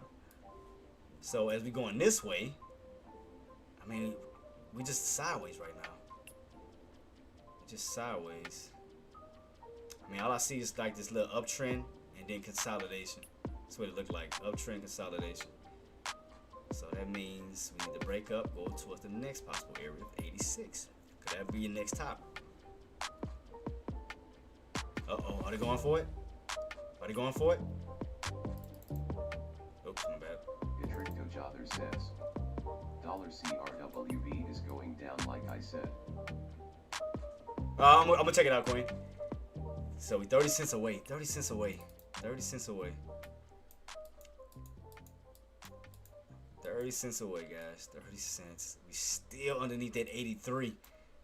Gotta get that squeeze, man. I mean, you got a good little setup. We just gotta get this squeeze up. That'll definitely help. gonna be a little suicidal, but I mean, it's definitely gonna help. Now, the reason why I'm saying it, because that's around them all-time high. It's gonna be a little crazy too, because that's where your all-time, that's where those tops at. Tops. Now, the only thing that you don't want to do, longs, what you don't want to do, and what you don't want to lose, is 680. You do not want to lose 680. I mean, right now we're in the range still of 680, but you don't want to lose 680, because you lose that, on down to the 670s you go, and we'll start to reverse back down to the downside. So that's what you don't want to lose. You want to hold that floor. You want to stay in that 680 range for that possible push, but we need that break above 84, 85. But yeah, we don't want to lose this floor here. That means you're going to crack this trend line and you may be reversing toward the downside, and that's not a good thing. That's definitely not a good thing. Something you don't want. You want to get this continuation push. Man, this 83, man, I swear. I mean, I know it's a strong resistance, but good Lord. What we got left now? Almost 20 minutes. And still ain't got the break up yet. Come on, man. Oh, and you saw CRWV? Yeah, I think we followed back in that range, Nadia. I'm about to go to it real quick. Yeah, I think when CRWV followed back in that range again. Alright, 30. Still suits. Can we get that 30? Can we get that 83? $1 million question. Well, we started to turn back on Tesla. Alright, CRWV. Did we fall back in that range? Oh, whoops. What was that? My bad. CRW. My fault. Yep, falling back in that range again. Yeah, remember the range I had, Nadia? You see? My red line and green line? That was the old range we were in yesterday until we went on that breakout. See, dude, that's what I was saying. Could we fall back in it? Remember I told you, we fall back. We could possibly fall back down to 76 to 74. See, this is the old range we're in since yesterday, right here. Bottoms, 70. Highs right around 77, 78. That was yesterday. See right here? You're damn near falling right back in it. So, look how much you can fall. 76, 74. Your lows all the way back down to a 70. So you see that upper shadow, guys, upper shadow on 83, upper shadow,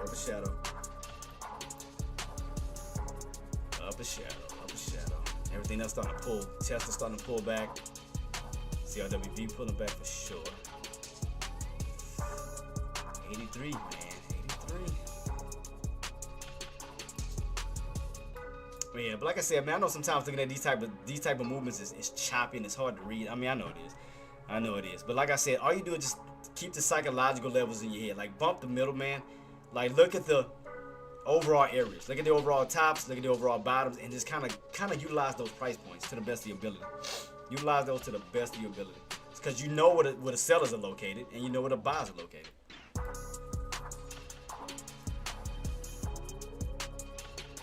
Especially in a range, in a choppy range, the best thing to do is watch those overall levels versus getting caught in the choppiness. Well, you have a lot more reward, in other words. You have a lot more reward on both ends. You have a lot more reward on the put side, and you have a lot more rewards on the call side back up, versus getting in a small area and it don't really do anything.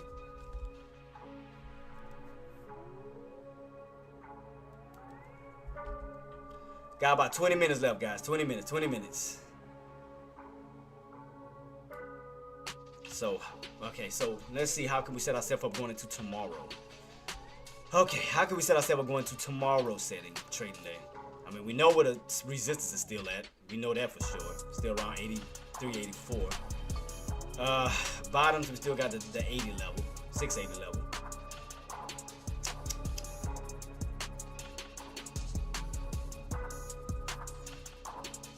Boy, this crap is so choppy. This is crazy. Like, man, I go lie, Monday was your best play because you had a gap fill on that. That was understandable. Monday. Matter of fact, didn't we see? I don't think VIX has any gap fills that we should be. Do we? Nope. Yeah, VIX don't have any gap fills. I think we filled them up already. Yeah, I think all the gap fills has been done on VIX.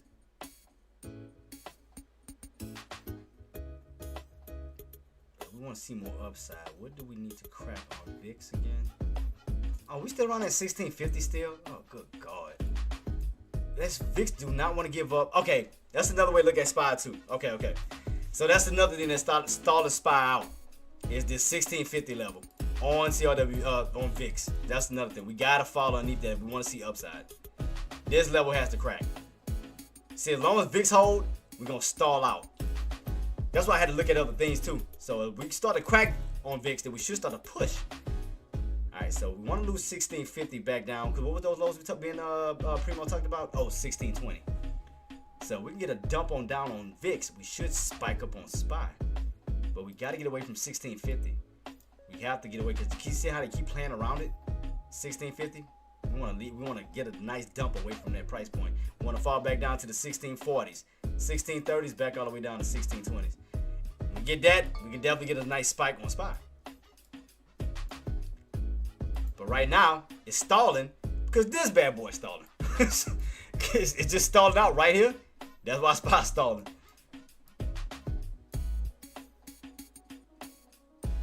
But the minute we get a hard crack on VIX, we should get a nice spike on SPY. But we got to see, though, if it's going to give up that 1650. Look, right back on up. Look, 1649. See what I mean? That VIX will not let that 1650 go for nothing. Look, see that? So that means that around that 1650 is equivalent to almost like your 83. It's equivalent. So that means that that area of support is going to be that area of resistance because they do the opposite of one another. So you see how this one holds up and that one holds down. See that? So that means as long as VIX holds 1650, we're going to stay underneath 83. So that's why we need to crack it. If we can crack 1650 down, we could get a nice push up. But this bad boy is just stubborn right now. Definitely stubborn on VIX. That bad boy do not want to give it up. We get some little movements here and there, but if you notice, we keep staying around 1650. Look at that, 1650, 1650, 1650. You notice every time they hold, they go up, so that means the market pulls. When VIX goes up, the market pulls. VIX goes up, the market pulls. So if we can crack and leave 1650 and drop, we should get a spike up. But this stubborn piece of crap won't give it up.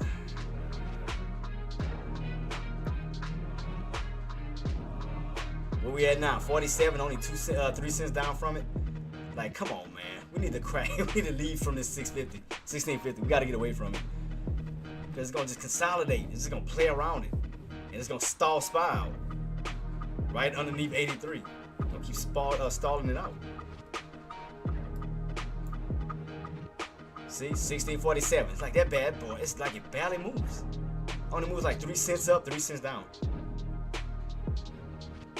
See how SPY keep getting stalled out? Up. Did we gap down? Let's see. Where we at now? 47 still? Man, we gotta crack back down to like the low 40s. 1640s. We gotta get away from that 1650. Far away. We gotta get a hard pull. Okay, see? 48. See what I mean? See what I mean? Look, 48.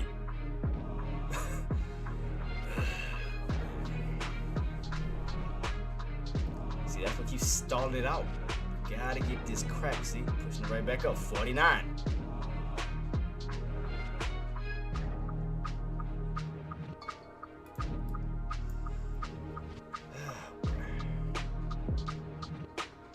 All this choppiness is ridiculous. It's crazy. It's crazy. See how we keep getting stalled out right here on SPY? And you see how we keep stalling right here on VIX?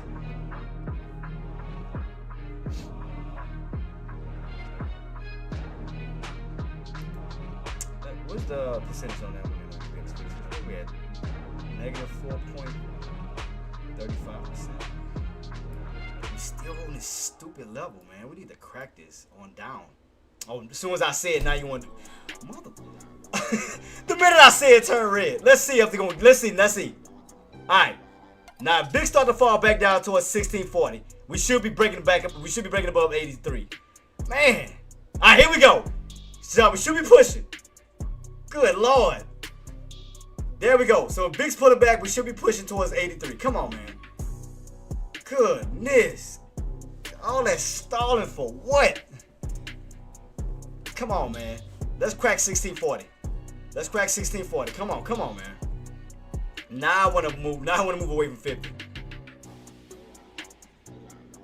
It's like the minute I said that, red candle.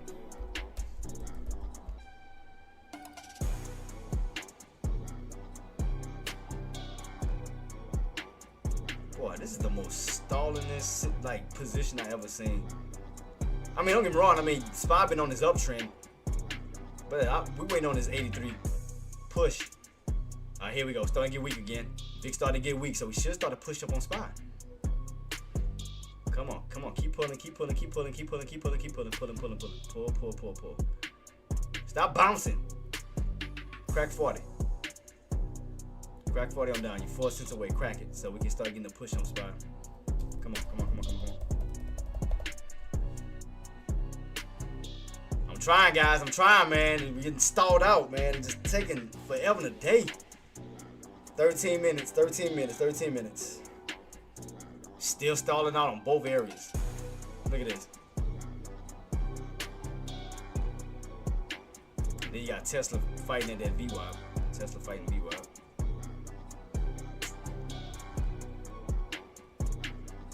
Come on, man. All we waiting on is this 83 up to 84. That's all we waiting on. Waiting to see can we get this push before the market, before we close. Can we get this breakout in time before the bell ring? Come on, come on, come on, come on, come on. All right, Tesla's holding.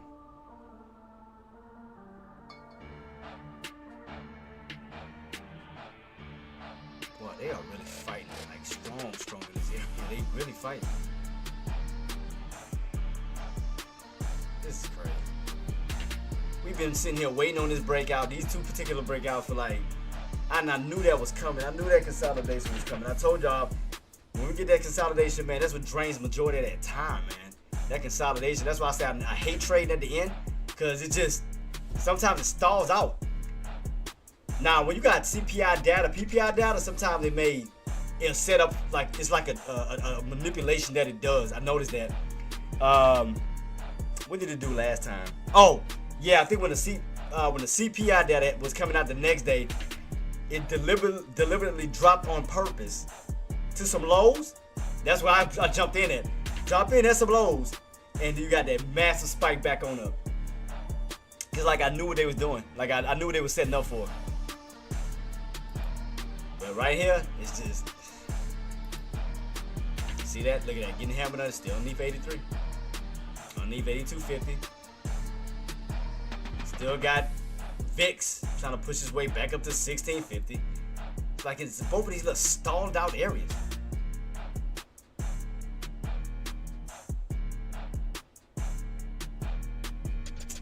I'm trying to see if I can find anything that can help SPY push. I mean, Tesla gotta get back above 430. Where we at on Meta? Oh damn, did we hit that 48 level on Meta? Did we hit it? Oh shit, we right by it. I told y'all guys, Meta, listen, can we get 48 on Meta? My alert is right down 48. We about what, 40 cents away?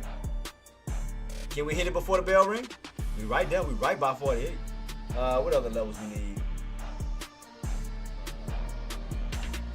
Amazon still holding 220. Google 320. Tesla need to get back above 430. AMD 220. What was the Apple level? Was it 286? Do I remember? There goes let's see if we can get that squeeze on Meta. At least one of my alerts working, for crying out loud. Meta still trying to go for that squeeze. Let's see, can we get the 48?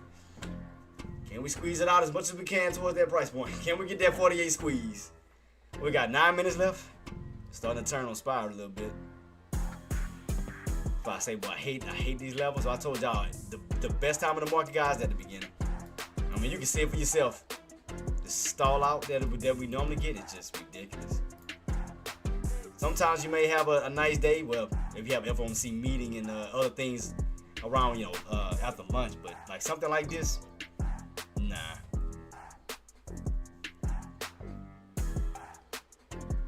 Come on, Meta. Come on, Meta. Come on, Meta. 20 cents away. 20 cents away from one of my alerts.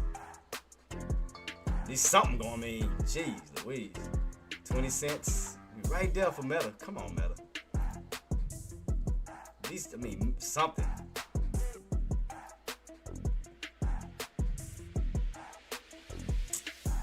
Bro, that's... this week is just shit right now, bro. I swear. Let me see. Are we pushing back above 60? That's why we still stalling out. Yep. Right at 1650. Still 1650. See what I mean? See how VIX keep holding? That means that's why you keep getting stalled out. Boy, it just does not want to give up that 1650. Well, guess 83 is going to be a problem until tomorrow, until we break above that 83 to 84. We ain't get the break. Ain't get the break yet.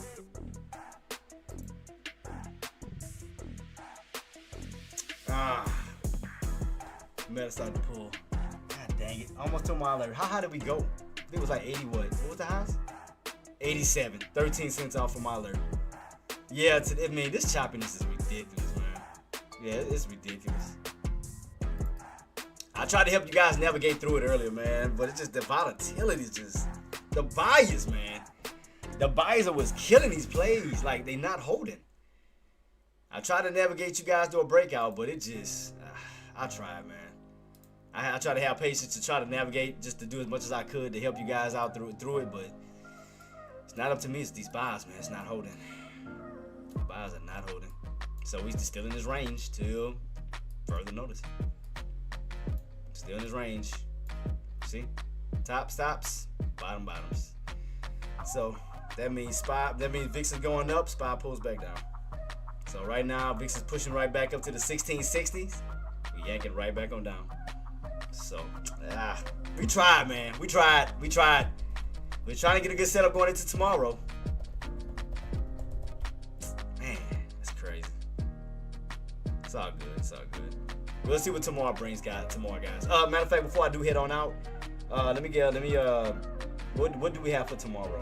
Let me go to what we have presenting right in front of us for tomorrow. Economics, like I said, we're gonna have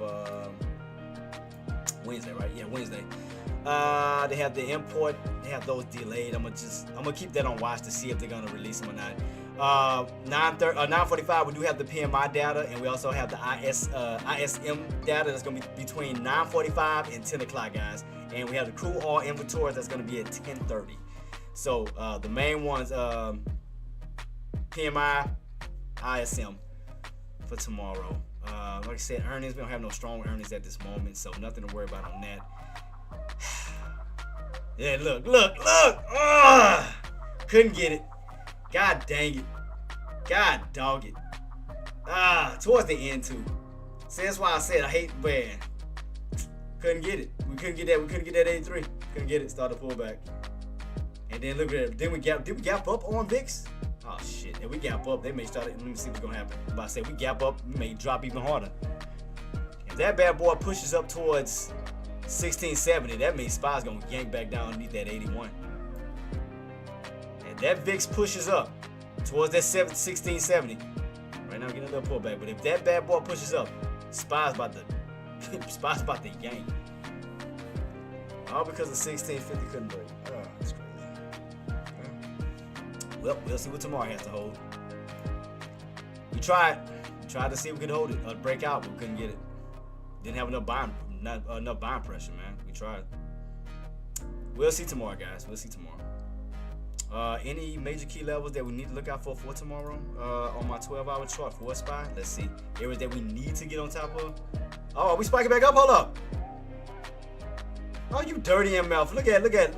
Oh, it's going to really squeeze back up to 48 in 5 minutes? I know better. It's going to really squeeze up to 48 in 5 minutes. I'm talking about Meta. I saw that as I was putting this chart up. I saw that. Looked like SPY want to dump underneath that VWAP. That's what it looked like that want to do. Looked like we want to crack and fall back this way. Nah. Yeah, it's too much manipulation, man. I don't know. It's this crazy today. Yeah, Straight manipulation. So let's see how we can set up for tomorrow, guys. Let's see. You know, bump all this manipulation crap. Let me see how I can set you guys up better for tomorrow. Let's see. Let's see what we can do. What we need to do tomorrow. All right. So we know today, or the level that we needed to get above. You can see right here underneath, back underneath 82. I know we talked about 83, but look at the bodies of the counters on a 12-hour. We always get stuck right back underneath 82, 82, 82, and then we have these bottoms right around 78. Man, this shit is so choppy and ugly. This is ugly. This is an ugly set. This is about the ugliest setup I've seen so far. I mean, we done seen clean moves, but this is beyond. CRWV now $76. I told you I'm gonna go to 76. Queen, Nadia, you don't pay attention to what I say, do you? What did I say we was gonna do? on CRW, we was gonna fall back in that channel. I don't even have to look at the chart. I said we fall back in that channel. I said what was gonna be the pullback areas? 76, 74, down to those low areas of 72s and so forth. See that upper shadow? That's the candle that we're in right now. So nothing is holding. Look right here, upper shadow, upper shadow, upper shadow, upper shadow. It's like nothing is holding. Like it's all weak. Now you're back as getting stuff underneath 82. It's like we in a, man, this little area is tough, man. This is a tough little area. And this is fine.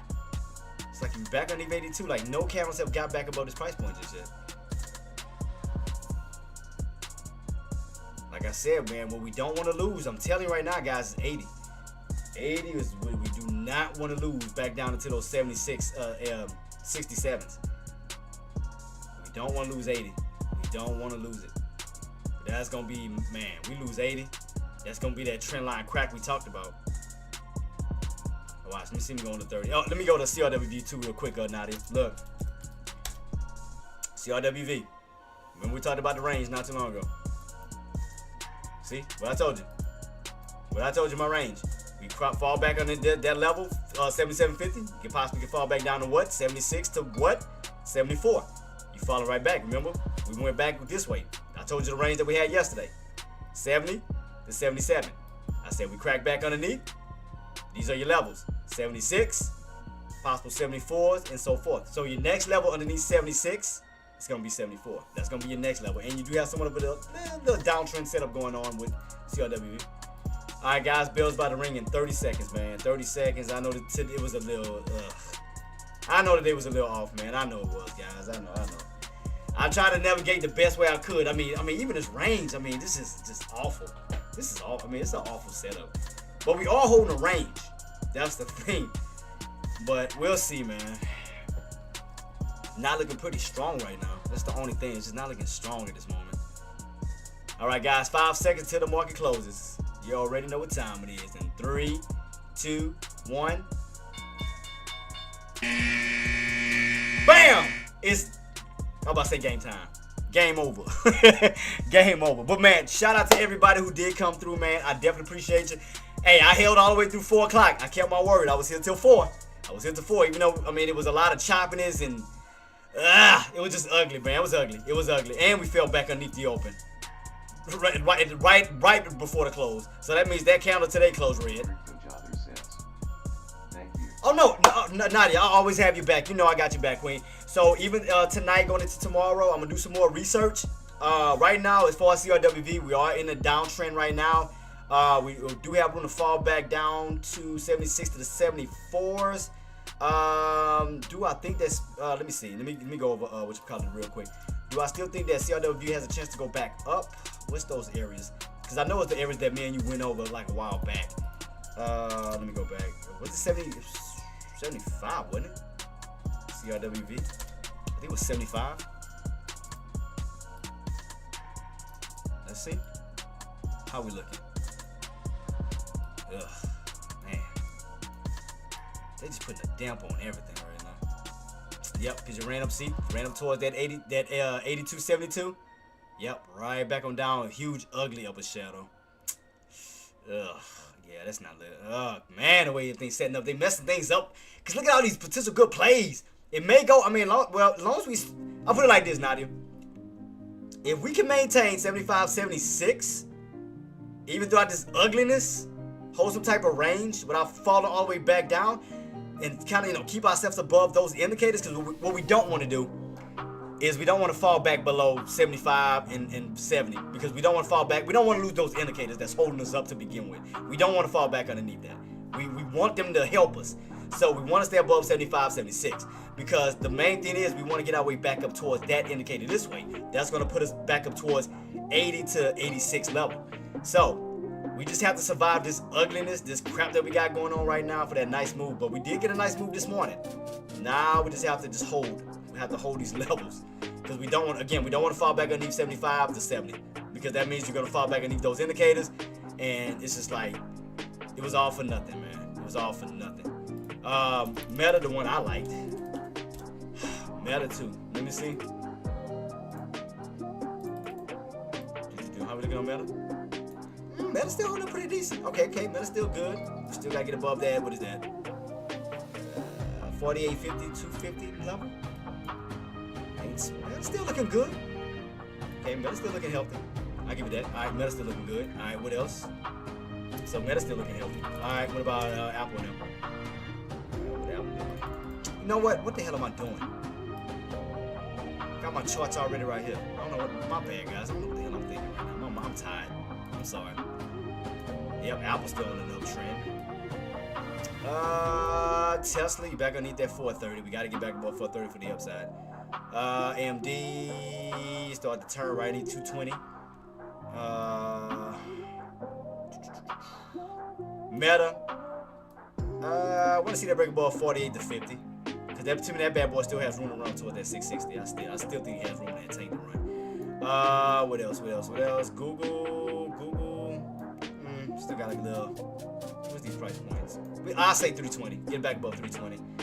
And Nvidia, we still holding above 180. That's still good. What levels that we definitely want to get back above? 82. Yeah, 8250 to 85 level. Well, 8250 for sure. 8250. That'll get us above that 200-day moving average. Move it over a little bit.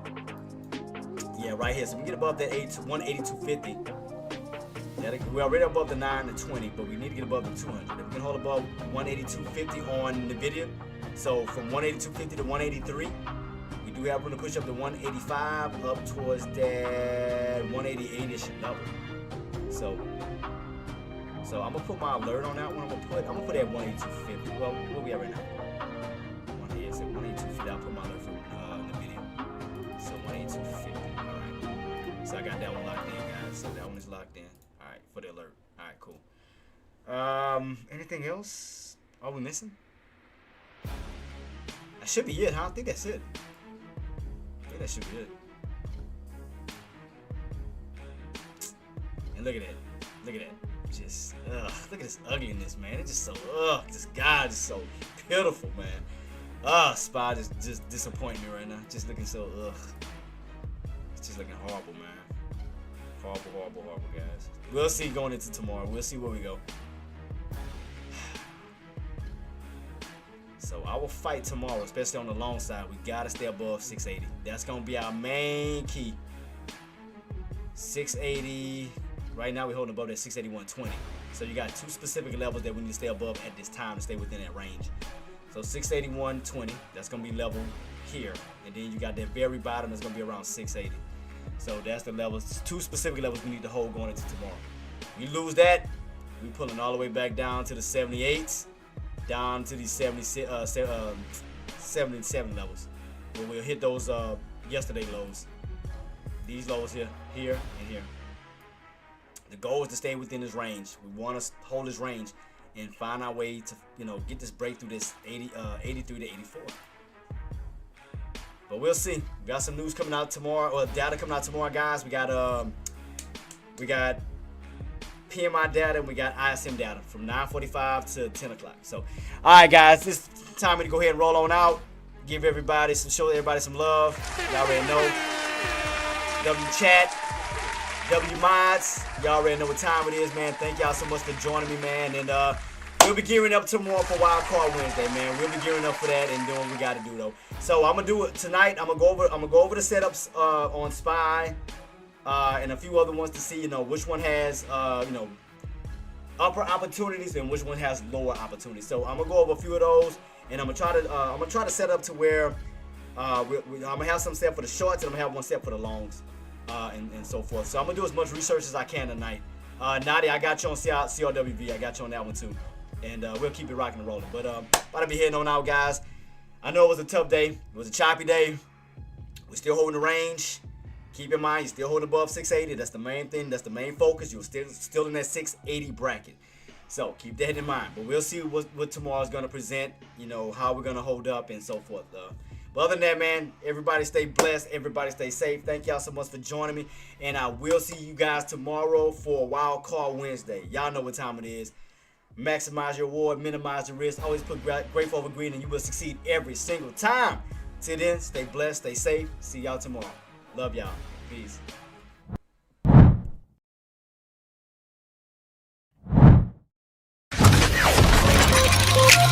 Subscribe for more content.